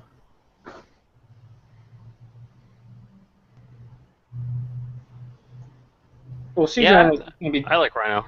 It's just, I mean, everybody knows it's good. It's defining an Abzan deck. I'm seeing on the feed that it was originally costed just white, black, green, and my God, they made it a little bit bigger when they bumped the cost. I think it's still pretty good for 4 mana. It's format defining in a way that like you have to have something that can survive swinging into a 4/5 and kill it. Just like Courser of Crucifix is defining in a way that if your deck only tops out at 3 power, you're not going to get around a Courser for the most part. And then, to be fair, this guy does smash through Courser on the same the turn after he comes out. Which is there's very little upward movement on it. I mean, 635, it's the Mantis Rider principle. Siege Rhino isn't playing anything aside from the Abzan deck. So here's a question then. Let's invert the common question we ask. What needs to happen this weekend, or more importantly, what needs to be conspicuously absent for the current price to be too high? As in, if you have these, and this goes back to a question Sigmund asked a while back, which is, what are some cards and what are some things that need to happen this weekend in order for you to go, oh, it's time to sell this card? Because cards don't drop nearly as fast as they spike. Jeskai Ascendancy. What about it? If it does, so there's a Japanese list with it that tries to play a token game, a fair token game, and also has the combination that'll bounce your opponent's board in it. And then there's just the straight combo version. I think people are looking at this like it's going to be the next Learn to Win. It's going to be the combo deck that wrecks Standard. People think that it's going to be the combo deck that wrecks Modern, which it is not. I think that if you see Jeskai Ascendancy, just blow it. You know, no appearances, nobody serious playing it, so you can't even depend on an article coming out about it. Yeah. Man, I don't see that card sustaining a whole lot of price based on either Modern or Standard. If it doesn't perform. And Yeah, it could perform. So one of the things that one of the pieces of information we got fed from the floor is that Jeskai Ascendancy is a deck. It's bursty. It is not necessarily reliable, but it's good, and it's very matchup dependent, which tells me that $5 is right unless the card and the deck dominate. Like if the top 8 has 12 copies of Jeskai Ascendancy in it, then guess what? Buying it at $5 probably looks smart.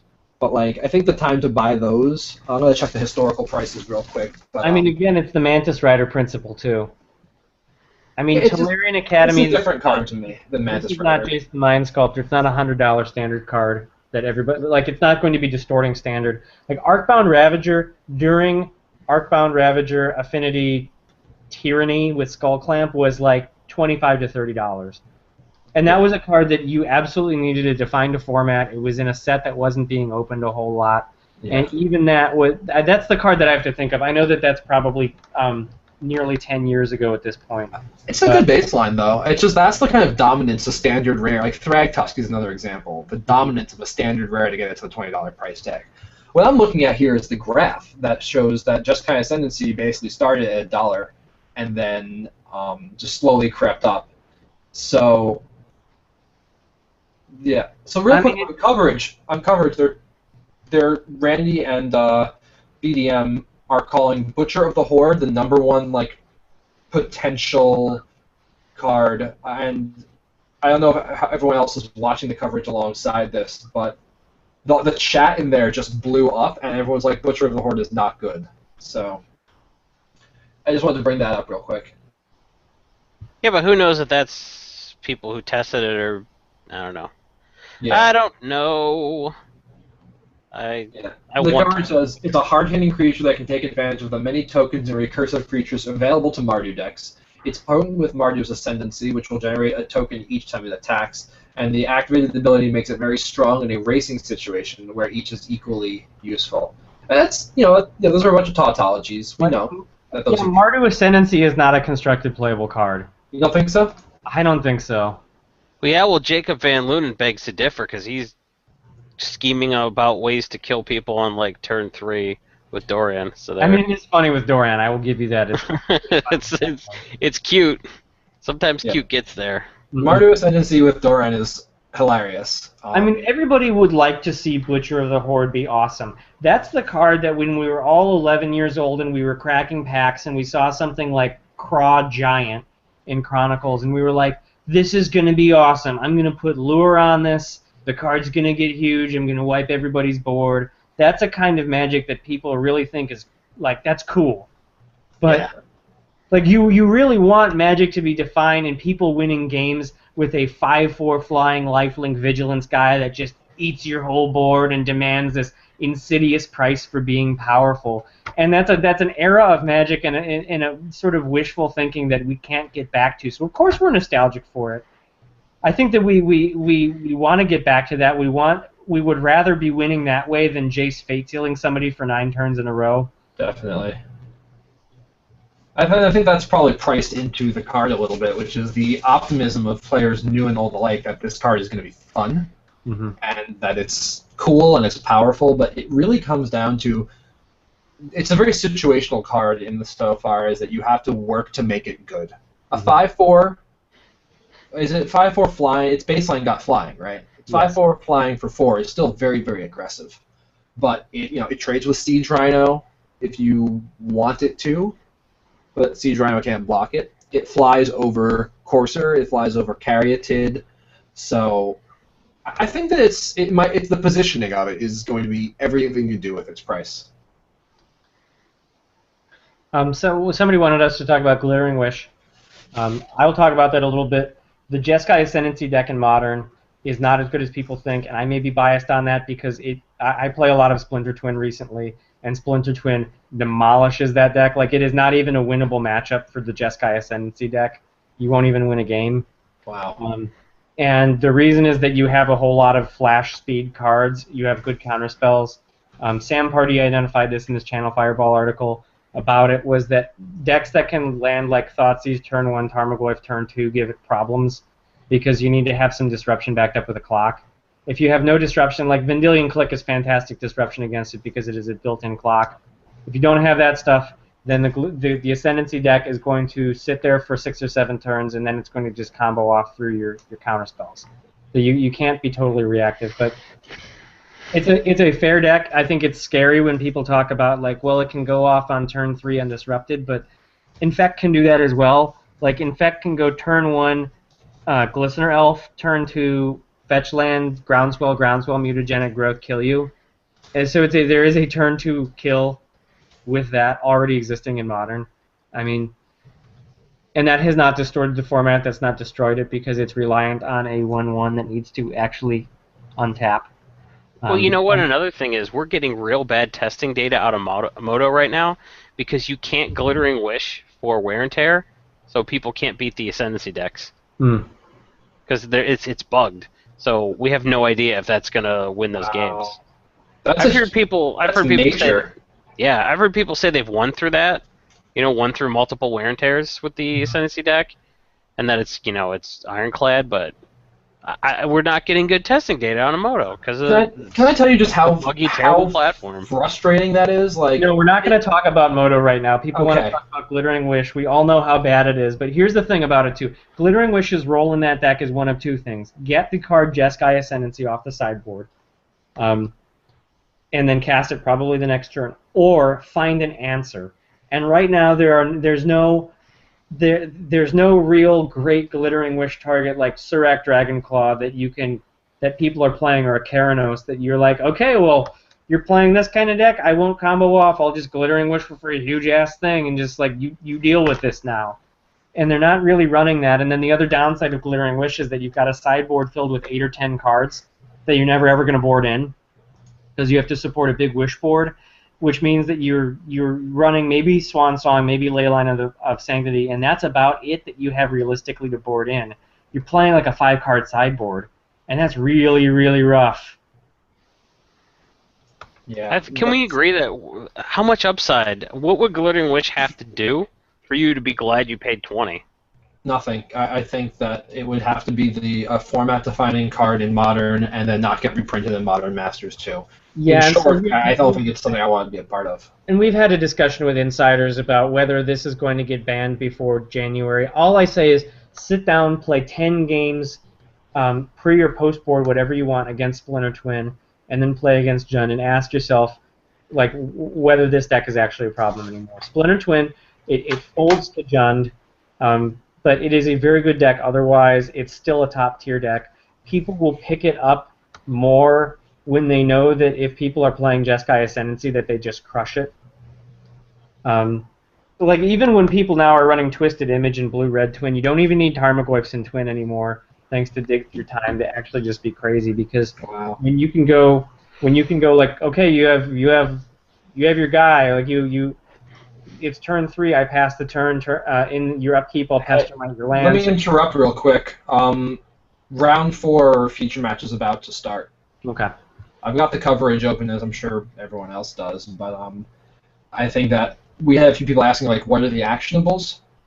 I think what's important to know is like if something really comes out of the blue, being played by a top pro and does well, like you might not get your orders filled this weekend. Like this is the weekend to confirm your suspicions that you already bought into, not try to get ahead of the game by pressing order 10 seconds before the next guy. You can sure try, but don't be surprised if half of your orders don't get filled. Yep, I'd have a lot more Rabble Masters if orders like my order was packaged. It had tracking info on it, but they didn't take it to the post office yet. Yeah, which I mean, on one hand, like we condemn that, blah blah blah. On the other hand, that's just the nature of things. That's reality. That's going to happen, though. Some sellers make a point of charging enough for their cards that they can afford to take a quote loss. Like, the bigger the store is, the more likely they are to be like, all right, that's what we charge, whatever. We make so much money doing this, it doesn't matter. You're never going to get the cheapest prices from Star City, but they never cancel their orders, and it's a highly respected. I wouldn't say never. Star City's canceled orders on me. Okay. They've always been pretty public about never doing that, but. We did have just some quick questions about Jeskai Ascendancy again. We had a few more little questions. The way that deck gets disrupted is that it needs to have mana elves without summoning sickness to start going off, and so Lightning Bolt slows it down. Things like Remand really slow it down because you keep pushing the turns back while you're drawing cards and developing your mana base. I think Glittering Wish is going to stay $20 as long as Jeskai Ascendancy is a deck because, like, look, for whatever weird reason, there's just this thought like there cannot be any budget deck in Modern is what the collective mind has decided. So, like, okay, well, Malirapod doesn't run Tarmogoyf, so that means that Court of Calling has to be $30. Like, the price has to go up. Okay, Curse Catcher has to be $8 because there's no way that we can have a cheap deck in Modern because people will buy it. Enough people buy up the cheap deck to lift it in price. Like real quick, Ben Stark is running a Jeskai aggro deck that's using Stoke the Flames and Dig Through Time. So interesting. I love that we're seeing Dig Through Time in what appears to be an aggressive deck. That's not something I think people are looking out for. Well, it might be more like a fairies type. Yeah, so Raph Levy, by the way, frequently known for playing control decks. He has End Hostilities in his hand, and I believe is he on Mardu? Yes, he is. He's on Mardu. He's on Mardu Walkers, yeah. There was some question about is End Hostilities going to see play. Certainly, 5 mana Wrath of God is still fine to put down. Plus, there's enough upside that it's a playable Wrath in EDH. Mm-hmm. So that it's got some long-term legs to it as well. It's not that expensive either, $3 or so. It's very good in EDH because what you do is you end up like blowing off their Swiftfoot boots and stuff like that. Like if you get because there's going to be equipment, especially on Voltron generals. So I think it's playable enough in EDH. I would play this in Commander over Wrath or Day of Judgment and maybe over Supreme Verdict. The extra mana doesn't matter, and knocking off some of the killer equipment that's going to shut down your deck is huge. Yeah. Saw Chandra in Raph Levy's deck, by the way. Yeah, we can see his hand right there. He's got an Elspeth and a Chandra in his hand. Yeah. I mean, Mardu has marketed itself as, we're aggro colors, but man, that Cackling Doom, Crackling. The Doom card, gonna be very good at control deck. Like especially against like those big green, you're gonna get their best creature. Definitely. And it's the best edict effect ever printed in that capacity. Yeah, it's crazy versatile. Not versatile. Like the charms are versatile. It's just powerful. Like it's a tiny, tiny cruel ultimatum in my estimation. So like a lot of people just overlooked it, and there were a lot of people who aren't financiers talking about it. But I think the finance community really wasn't on Doom, and there was such a small buy-in window. Because once everybody noticed, like the pre-sale price had already gone up past where I thought you were going to be able to buy in. So there was never financial opportunity, but we still missed it. So this is one of those classical matchups, though, dating back to the beginning of Magic. You have the tempo deck, the cheap creatures, the burn, facing up against the bigger board-controlling deck. I'm enjoying watching this. Raph just landed a Chandra Pyromaster, which is obviously not her first time on board. Austin just told us that Wizards named he said this is Watsy's name for the deck. This is just Yeah, the Sky Tempo deck. they're trying to make aggro happen. Yeah, well, tempo aggro, it's a fine line, but like to me, tempo decks are the ones that use Snapcaster Mage into Vapor Snag, where they mess with your opponent's board position. Aggro just smashes into your face. We see some Steam Augury action. That's what I want to know. I love that card personally. So we have in chat right now. We're talking that LSV is apparently on Jeskai Ascendancy. Okay. He may be on Jeskai Combo. So LSV. The nice thing about whatever he plays is you always get an article about it. He always gets lots of screen time. He's a likable guy. Yeah. You can depend on what LSV plays to be popular and get people looking at, even if he ends up being in the coverage bracket of the last day or two of the Pro Tour. And he's one of the best players to play the game, so his card in this standard format too. Just his estimation of the format is worth a lot. Like, if he doesn't perform well, that can be for any number of reasons, but his reasoning is probably still very, very sound for why he chose what he did. And I think paying attention to what didn't perform well this weekend, but almost did, and trying to follow up in the week after this to read all the articles from the pros and see, like, hey, I had this great tech and I had this great this whole strategy, but this is why it didn't work out, might tell us what the next iteration of the format after this looks like. Certainly. I'll be looking at LSV. I'll be looking at all the Channel Fireball, Star City guys, the TCG player guys. The standard cabal of dudes. So Rabblemaster gets Chain to the Rocks. Chain to the Rocks has shown up in the red-white aggro decks as well as control decks here. It is $1 on TCG Player. You can sell it for 40 cents. Chain of the Rocks is a very fine removal card. We're going to see how well it works out here. It certainly can be played in the Jeskai Tempo deck, although that deck really likes its non-basic, non-mountain lands. It gets a lot worse when we don't have shock lands, though. In testing that Jeskai Tempo deck was really cool just about nearly every turn you're scrying. That's huge. That's so powerful. Like, scry is such a good mechanic. It's almost as good as drawing a card, and we all know how much we love drawing a card. Wow, the game is already over. Yeah, and that's what happens when Elspeth will spam a board. Yeah, that card just dominates. Raph just tagged the Rabblemaster with a Chain to the Rocks. The Rabblemaster was not going to be fighting an Elspeth on board anyway by itself and its own guy spawning, but I think this is nearly a foregone conclusion at this point. That Elspeth is a good card. Here comes the Twin Lightning Strikes. Nothing better to do than to peel them off. Yeah.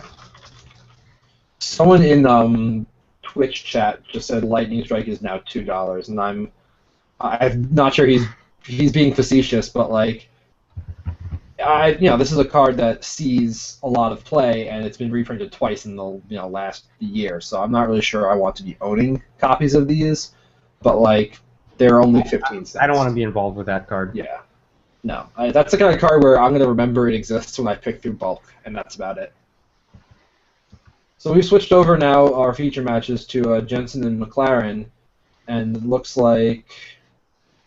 What do we got here? Another Jeskai Tempo deck, and this is some sort of blue-black. Oh, and the game's over. I didn't even see what happened. So let me talk about dreams that I want to see this weekend. I want to see somebody use that turtle and attack and then have it go away and cast End Hostilities. I think that would be really funny to see. I would also like to see somebody swing with Narset and flip 4 burn spells.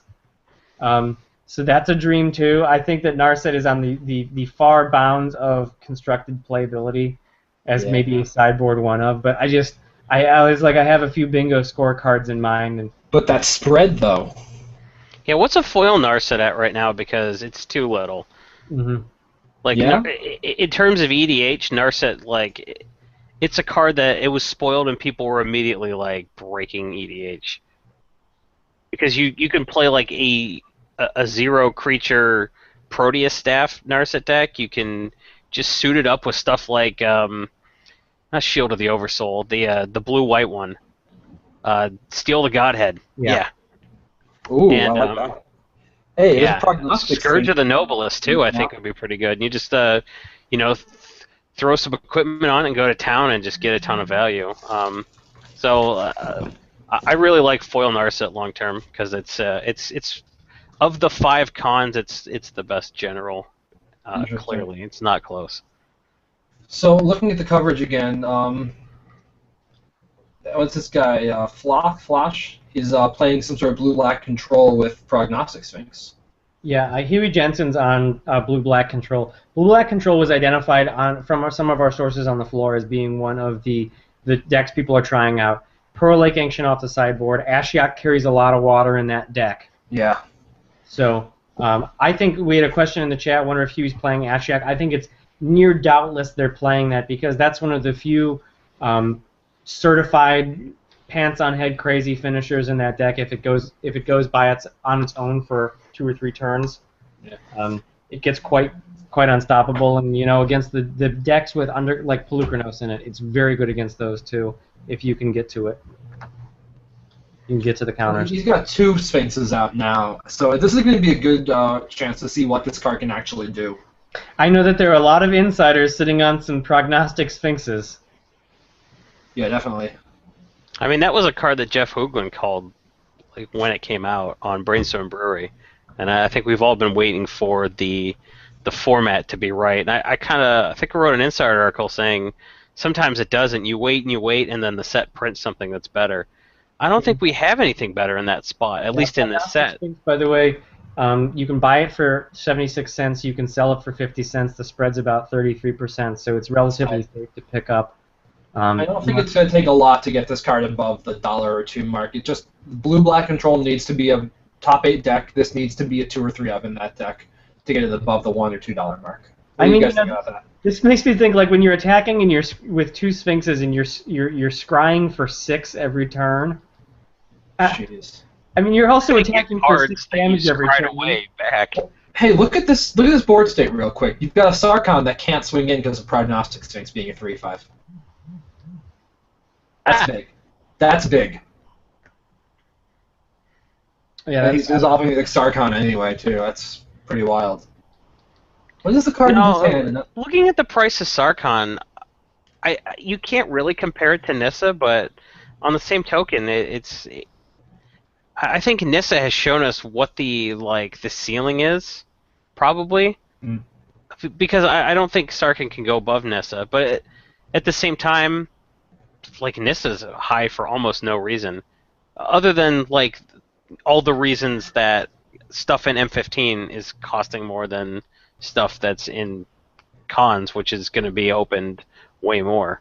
So I don't know. It's a weird analog, and it's hard to know what conclusion to draw from the fact that Nissa's still ridiculous. But I don't know. I think Sarkhan's going to have to see a lot of play to have you be glad you bought in now. But if you want him to play with, absolutely, I wouldn't wait any longer. So Flook is attacking with 2 Prognostic Sphinxes. He scries, puts 1 back. He's holding a Pearl Lake Ancient, but he has not yet cast it. I really want him to cast it. I want him to do well and make Pearl Lake Ancient go up in price. But isn't that fascinating that if you're attacking with 2 Sphinxes scrying for 6 every turn, you probably don't need that 7/6/7 guy.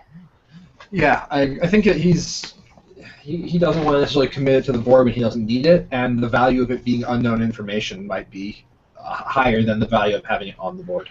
That was probably something that was in his sideboard. His opponent, is this game 3 or 2 or? This is game 2. Yeah, so his opponent might not have even seen it. Here's the thing about Pearl Lake Ancient is I got to bring it up. Ben Stark has the double Mantis Rider opening, so we're gonna see what Mantis Rider does here against him. Yeah. This is a very, very hard opening to beat.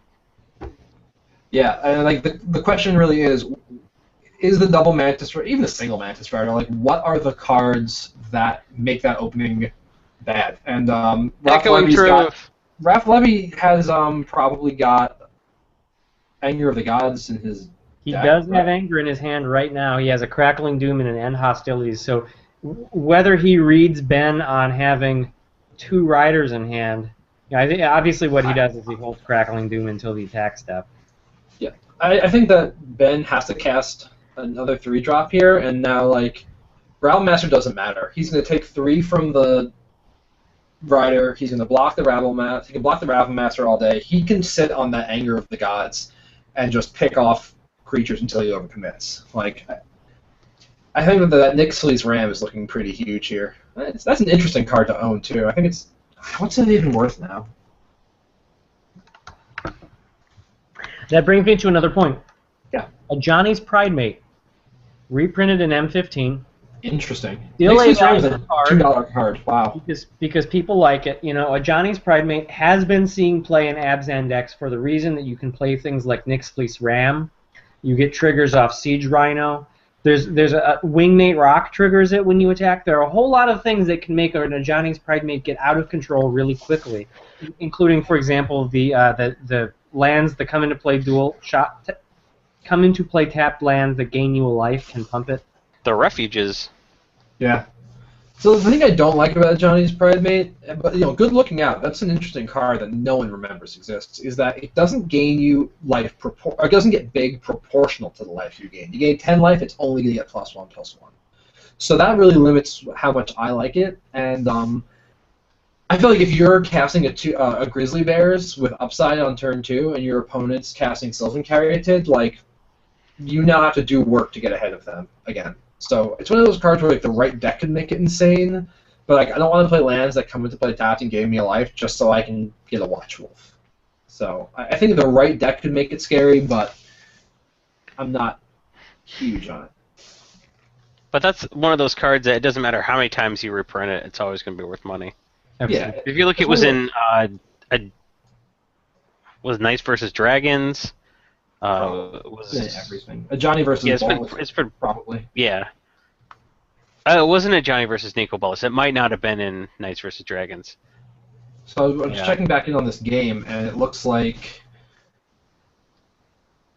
Ben Stark's still got a handful of gas, and Raph still has a handful of answers. So it's going to be really interesting to see how this plays out. Like just how Mantis Rider is just so aggressive. Like I just can't get over like how swingy that card can be. Like the game revolves around it until like turn 5 or 6. I'm pretty sure. Like you gotta leave mana up to deal with it. You gotta find ways to block it. Like. Well, now that Ben Stark has the token out, he has the token to protect him from Crackling Doom. Yeah, that's huge. That's another reason Raffle Master. What token does he have? Raffle Master token. Goblin token. Yeah, like that's something I didn't even think about, but if Crackling Doom comes to become like a mini cruel ultimatum, then Goblin Rabble Master just gets even better. It's kind of funny how Rabble Master just fills all these strange little holes in the metagame. I wonder if they realized that when they made it. People are running him to trigger Convoke, and I think by the time you can Convoke Goblins with Rabble Master, you should have won already. I don't know that the Rabble Master token is going to protect him from Crackling Doom because it doesn't have a higher power. Oh, that's true. Crackling Doom is an edict for the highest power, not just an edict. Yeah, okay. I'm sorry. It's edict with upside. Yeah. It's the best edict possible. Like. And now, see, Raph has got what that control deck wants. He's got 2 Nyx Fleece Ram out. It's going to make every last bit of burn that Ben Stark draws a little bit worse.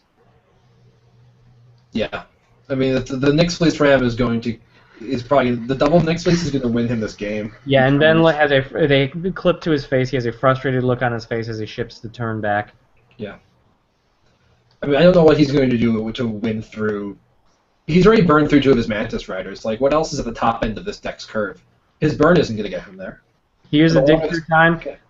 Now let's see if he plays a Narset. Hope springs eternal. Narset, wow. One thing we haven't even talked about in the last hour or 2 is lands. Like, we literally haven't mentioned Mana Confluence once.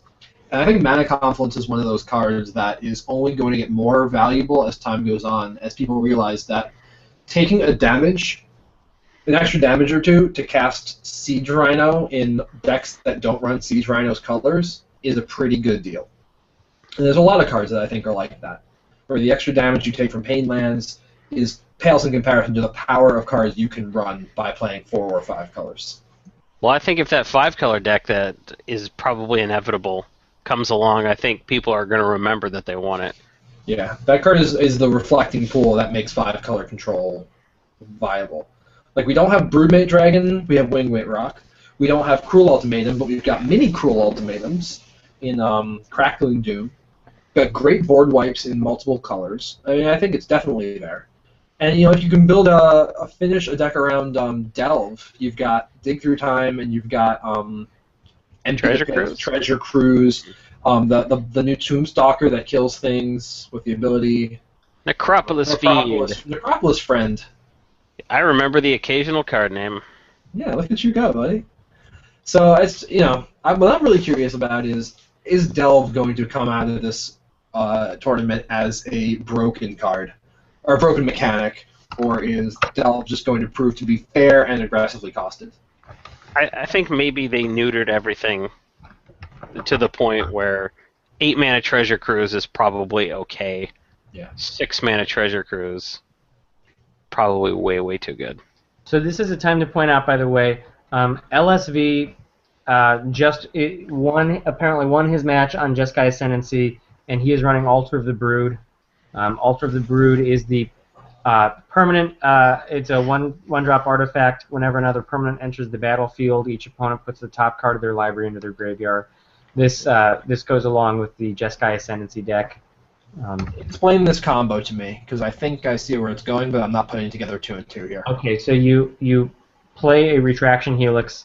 Says until end of turn, target creature gains tap, return a non-land permanent to its owner's hand. You play something like the Cornucopia or you play an Ornithopter, and you play a 0-cost guy so that every time you play it, you get to untap whatever you put Retraction Helix on. And then you get to use it over and over and over again. You cycle through your whole deck if you want to until you, for example, find your Altar of the Brood, and then you can combo and mill them out. Got it. Retraction Helix is an interesting card. It's also a common, so yeah. A 14-cent common. It's a 14-cent common, which doesn't, it's not going to be a kind of card that I would spec on as a common in general. But something this is apropos to modern, Cerulean Wisps. Yeah, that card's up to about $1.25. That's one of those things you file away in your head when you're looking through bulk. It's a poor man's Manamorphose. Yeah, it is, but it's the kind of card that the Jeskai Ascendancy deck needs to work. And I kind of chuckled when I looked at that and I saw that it was crucial, because I always thought that those Wisps were very, very powerful, but I never knew why. But so here it is. Here's anything that looks like an egg. You gotta just mentally file away. Yeah. Like, the untapping of the creature combined with the drawing of the card, just, I knew it was going to do something someday, but I couldn't have possibly told you what. So good on somebody for figuring out that something was Jeskai Ascendancy. Yeah, so flipping back to the game, Ben Stark has 2 Rabble Masters out. He's showing Raph Levy what it is like to be facing down a token army. Yeah. Raph Levy has a blank hand. I think he has Bloodstained Mire in hand. He's got some negates. Oh, that's Stark's hand, sorry. Yeah, Stark has 2 negates and a Sarkhan that he doesn't even need. The 2 negates are going to be pretty solid here. Like, they stop the end hostilities, which is about the only thing that's going to unwind Ben's position. Yeah. This Rabble Master is taking over the game. There's 2. There's 2. I don't see the other one. Look closer. There's 1 tapped and there's 1 untapped. Maybe my... Now you double have to attack with all your goblins. Maybe my stream is lagging, but I'm not seeing it. Anyway, well,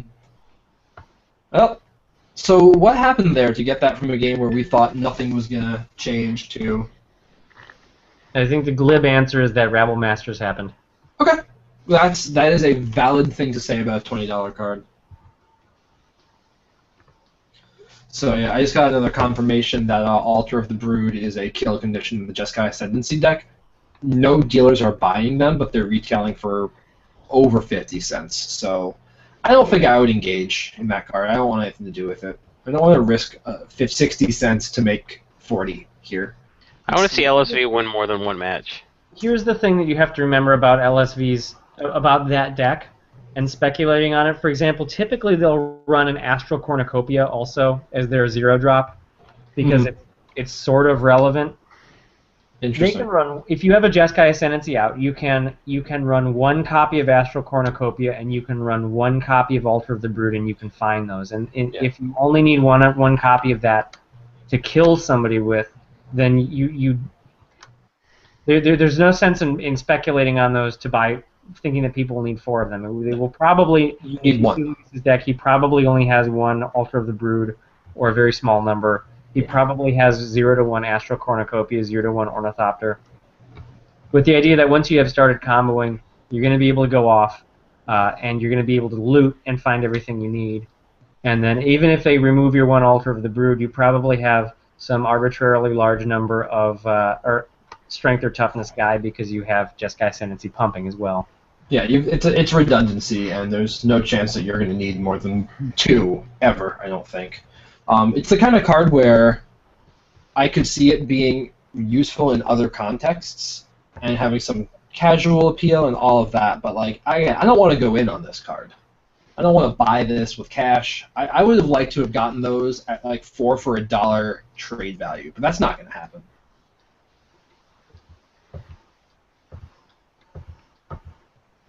I think that's an error that people can get into sometimes, where they see a finisher or a combo card like that, and they don't process that if you only need one copy of it in your combination deck, then it likely is not going to go very high in value. So what just happened in this match is interesting. He casts Sarkhan against 5 untapped blue mana and black mana. Guy just shrugs. Puts Sarkhan up to 5. Guy just shrugs. Takes 5 to the face. Like, that's what Sarkhan is doing. He just didn't have an answer. Like, he couldn't destroy it. He couldn't counter it. Like, there's just nothing that he could do. I'm sure there are answers, but like the fact that Sarkhan just comes down with a 5 loyalty planeswalker, and there's nothing that blue deck can do about it. And then as we're peeking in on this match again, it's blue-black control facing down a Sarkhan again. So Sarkhan is everywhere. Yeah. I don't think that I want to buy him, even if there is upside. I don't want to try to make money now. No. I don't think I want to sell him right now either. I think if you're in, you stay in. If you're out, you stay out. And you know, if you stay out and he doubles in price from here, you shrug your shoulders and go, okay, that's fine. You know, that's a judgment call you have to make too. If you're a player and not just a trader, you have a lot more leeway, because you want you're paying for the utility value of owning the card and using it. So, like, if you're a player, you can afford to pay more. Yeah. Okay. So Butcher of the Horde is on the table, and Butcher of the Horde eats a Hero's Downfall, which is wont to happen. Yeah. So that's one that Hero's Downfall costs 3, Butcher of the Horde costs 4.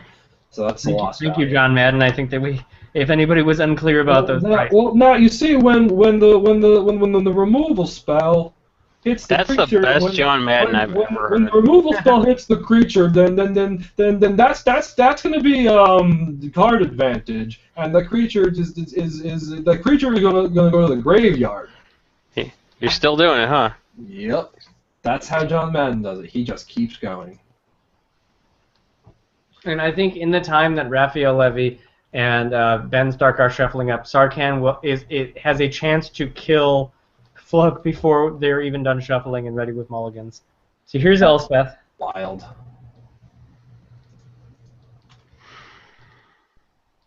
Some people are having trouble with their stream right now.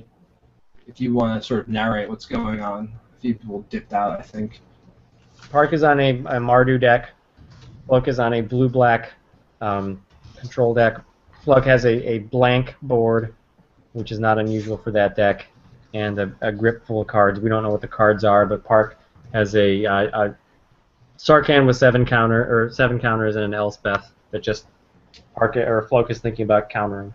So it looks like Levy took game 2 against Ben Stark.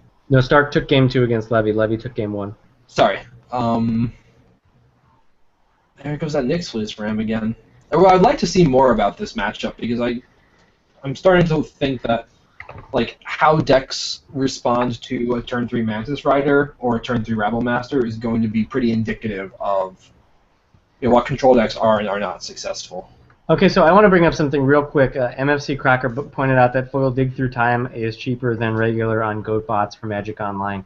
When you are seeing cards move quickly on Magic Online, people often forget to look at the foils. I remember Adam Yurchik told me about how he had gotten foil fetch lands when all of the Zendikar ones were going up crazy in price because people just didn't even think to look at the price of foils. So sometimes you can snag foils basically at old prices from bots because people don't even think to look. That's a really good point. I think I'm guilty of that too. I don't tend to think about foils when I'm thinking about specs because in my mind I've got this mental block about they're hard to move, they're not liquid. Well, Magic Online, the foils are irrelevant anyway unless you want to have an all-shiny deck, I suppose. I think they just lose a lot of their luster when they're not physical. So interesting, Raph has a Nyx Fleece Ram in play, he has one in hand, and he has an Elspeth sitting at 6, so... Yeah. I like that he's playing Evolving Wilds. Mm-hmm. That's really interesting. That to me says that he's not willing to make the concession to just run fetch lands and hope he gets the right combination. And I think that's what happens when you play without the shock lands. Is you don't have that good synergy that lets you just play fast and lose with your mana base. What is the card in Ben Stark's board? I can't see it well enough. It is a Nyx Fleece Ram. Or no, Ben Stark has a Seeker of the Way out in play. Okay. Which is a 2/2 with prowess, and when it gains prowess, it also gains lifelink, so it often attacks as a 3/3 lifelinker. Which against 2 Nyx Fleece Rams, I don't know if it's going to actually be getting through here. Ben can certainly, if Raph blocks with 1, he can Magma Jet the blocker, and then it will take 5. But he doesn't have the red mana to do that this turn. Yeah, and the Ram is an 0/4, so you're not going to be able... Most of the things that he can cast with the mana he has available next turn, he's not going to be able to kill 1 Ram and trigger 2 prowess triggers to break through the point of order, the Ram is actually an 0/5. Jesus, is it really? Yeah. Oh my goodness. Yeah, and it lacks Defender, which means weekly I think about putting it into a Doran deck in Modern. I think that's actually a really powerful idea. Turn 2 Ram, turn 3 swing for 5? Yeah. Well, it was relevant when you had the Archangel putting counters on everything. Truly, yeah. Yeah. Definitely. The fact that it's an 0/5 without Defender is surprisingly interesting. So now we're seeing the turn 2 card Seeker get neutralized. Rabble Master dies. Doesn't even bother swinging with the Seeker. So I wonder if the 2 Nyx Fleece Rams is enough to shut down the aggressive start from Ben here, but we know he's got a Mantis Rider in his hand, and it seems like the Rabble Master was just trying to draw removal. But there's a lot of removal in Levy's deck. I mean, he's got Lightning Strike, Other End to keep him alive till Elspeth comes out and starts dominating the game.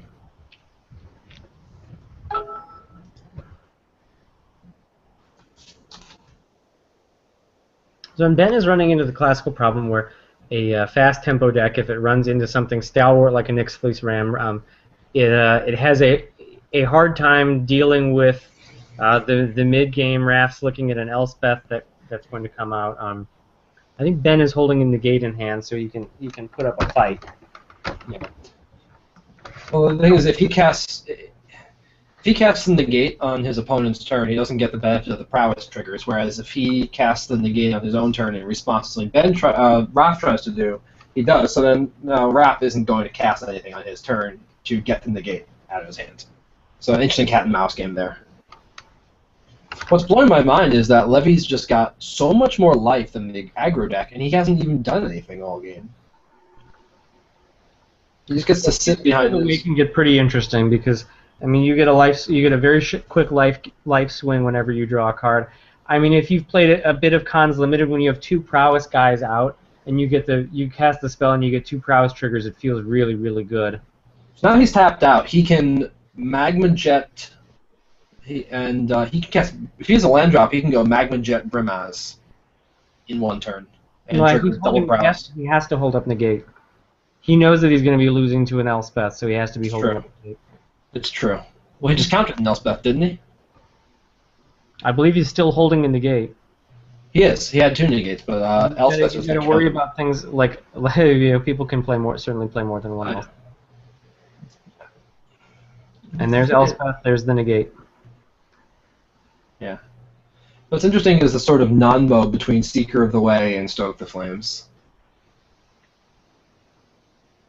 I don't think that's a non-bow at all, actually. In the early game, I would gladly pay 4 mana to burn somebody for 4, hit them for 6 damage, and gain 6 life. I mean, I know what you mean that you can't. when the mana is this tight and you're trying to not get blown out by a Wrath and get through 2 Nyx Fleece Rams, like, you'd almost rather just have another Magna Jet here.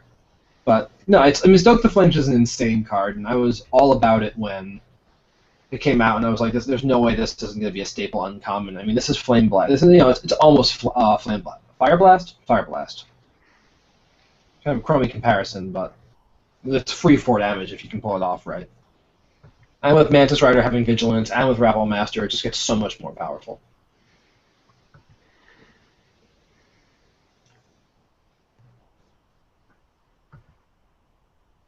So I'm going back to our chat here, and we're seeing people talking about Dig Through Time. Sigmund says if Dig Through Times hit $10, he'll be tempted to sell this weekend, and I think that if they hit $10, you ship them out. Yeah, That's a absolutely. fine price. Like,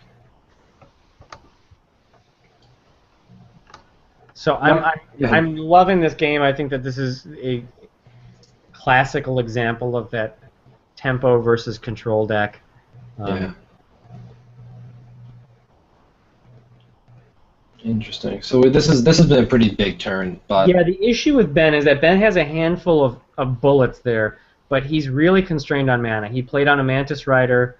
He's getting some attacks, and he's leaving his mana open here. He's threatening that, like, if you block my Nyx Fleece Ram, I will Magma Jet it, or I will Stoke the Flames it. And I think here we're going to see a Jeskai Charm on it to put it back on top of the library. tapped his Mantis Rider to attack there. There we go. Like, is he running some sort of Stoke the Flames bluff, like trying to tell him, "Oh, I can't convoke this"? No. Or is it just probably just a careless error?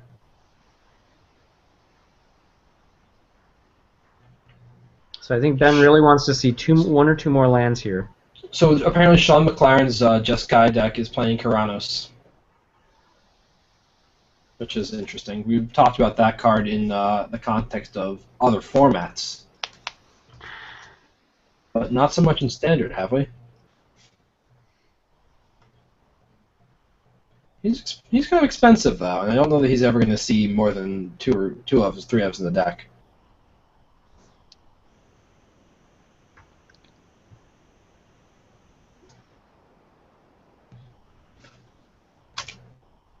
So Ben does get his 5th land here.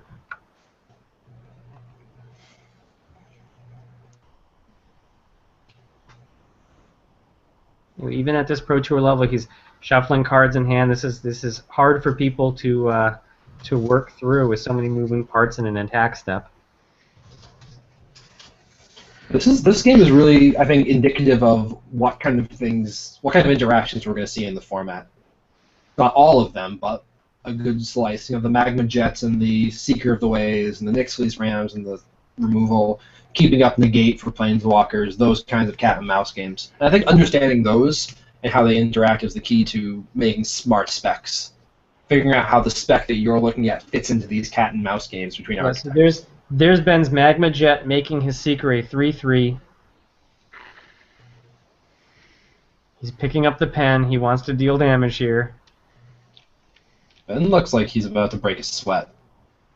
He looks like he has to work for this one. What's in that hand? Okay. Let's get up the other end here. Try and save the Nyx Fleece Ram. And it's good. Showcasing what a simple Magma Jet will do with a Seeker of the Way. Wow, the life totals just reversed themselves. Interestingly. That So I think that turn really shows what. I had mentioned Secret of the Way in the Uncommons tip sheet I sent out yesterday, and that's one of those cards with a very low spread. It is a real staple in the Jeskai Tempo deck. It feels just like Kitchen Finks when I play it. You gain an absurd amount of life. It's always a 3/3 when it swings in. It's real tricky. You never want to block that guy if you've got a Courser and they can do something like a Magma Jet or get through 2 spells to pump it. Wow, Ben Stark's with 28 life, just like that. That's what a tempo deck does. Is you got these consistent pressure that doesn't let up but may not get through, and then it can have a few big turns where the synergy of the deck just compounds to reverse the game rolls really quickly. Absolutely. Like, Raphael Levy's deck was in control for half of this game, and now Raph is down to a handful of nothing, some blockers that aren't doing enough, and his head is switching he's got a single his hand, looking at the one land in his hand, going, "What the hell am I supposed to do with this?" Secret of the Way is 36 cents mid and sells it to Adventure Zone for 20 cents, so that is a very low low risk. And if Secret hits $1, which it easily could, it's an uncommon. It's going to continue to be playable even after Cons is open. I still see a lot of potential in Secret of the Way right now. Oh, definitely. This card seems like it could be a staple in multiple formats, for sure. We have liked it a bit in Modern. I don't think that there's a Jeskai Ascendancy deck in Modern or Jeskai deck in Modern to begin with right now, but it is a really fascinating card to be playing. Burn is a real problem right now in Modern, and a card like that poses a lot of problems for Burn. So interestingly, the aggro deck just resolved an Ancestral Memories here via Delve. So if you start looking back on this game now in hindsight and realizing every time Raph killed one of Ben's creatures, 1 mana got permanently added to Ben's mana pool that he could only spend on instant speed card draw, which is a restriction I will gladly sign up for. Your Raph fires off a Mardu Charm and sees a disappointing hand with a whole bunch of heat left in it. The Mardu Charm hurled around the world, or not. Wow, the life totals are now 31 to 17. I think that tells us what we need to know about the Seeker of the Way, and also the fact that he can trigger Seeker of the Way with a instant speed 2-mana card draw spell in Dig Through Time. I really think Dig Through Time is. I'm looking at it now, and people in the chat have been talking about it a lot. But it's the more and more I think about this card, like it's not fair. It's a 2-mana instant that does what it does. Like, you're not going to need to cast it early in the game, and by the time you cast it in a late game in an aggro deck, you've got enough stuff in your yard to. What's interesting also is that that Ben is casting it for as much mana as he can to preserve that graveyard, so that he can cast another one. You're not dumping the whole graveyard and hoping that you have end of turn spells that you can cast. That's a great point.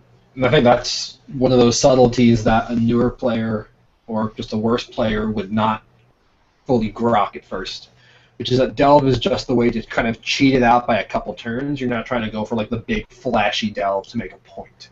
You're using as little Delve as possible because you know you're about to find more of them. This game does not look winnable for Levy.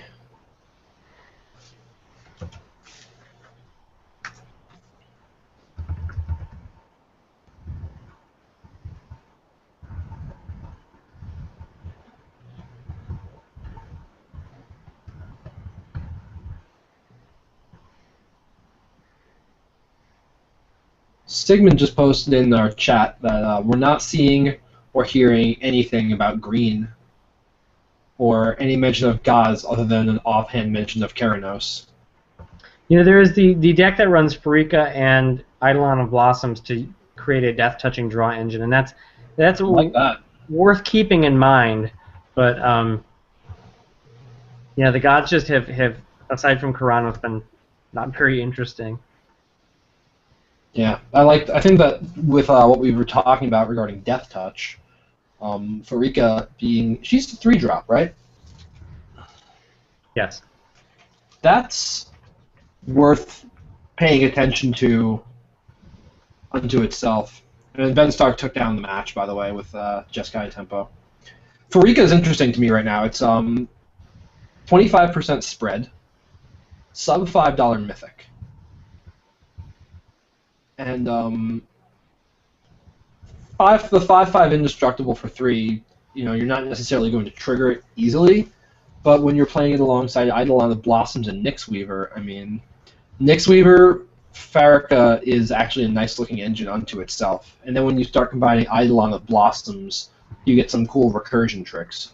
What third color would you pair with this Golgari stuff to make it more interesting? Would you try to run Empty the Pits in this kind of deck, or is that a non-bow with Farrakha and Nyx Weaver? I would still run empty. Yeah.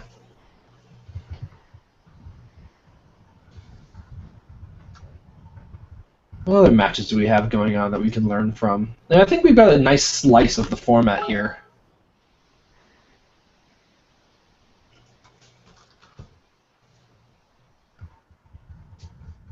We're here. He talks about Butcher of the Horde here in the Young versus Floch match. Is it Floch? Floch? Floch? I'm Floch? saying Floch because I'm presuming it's German. Floch? Is that what you're saying? Sure. Floch, there it is. They're calling Park Jun-young's deck Mardu Midrange.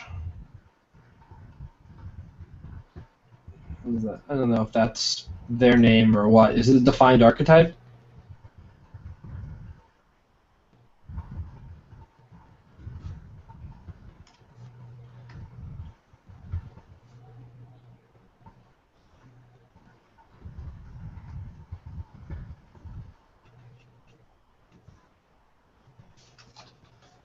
All right. So I think we're going to take a break from the podcast now. We've got some write-ups that we need to do. Jason's nipped out for a bit. Doug, you're going to go write some stuff for our insiders. So I think this is a good time to take a break. We've covered a lot of ground, and I hope people listening like this format. I really want your feedback on it. It's something we're experimenting with. So in chat or on our forums, or just email me, kellyreid@gmail.com, and let me know what you think, what we could do better, what you'd like to see more of. I'm having a ton of fun doing this. The other guys are too. So we are going to sign off for now. If you're an insider subscriber, keep an eye on your inbox soon. Keep an eye on your inbox all weekend. We're going to keep shunting you the best information we can get. And we'll be in the Insider IRC chat pretty much all weekend, so you can always catch up with us there. Take care. Thanks for tuning in.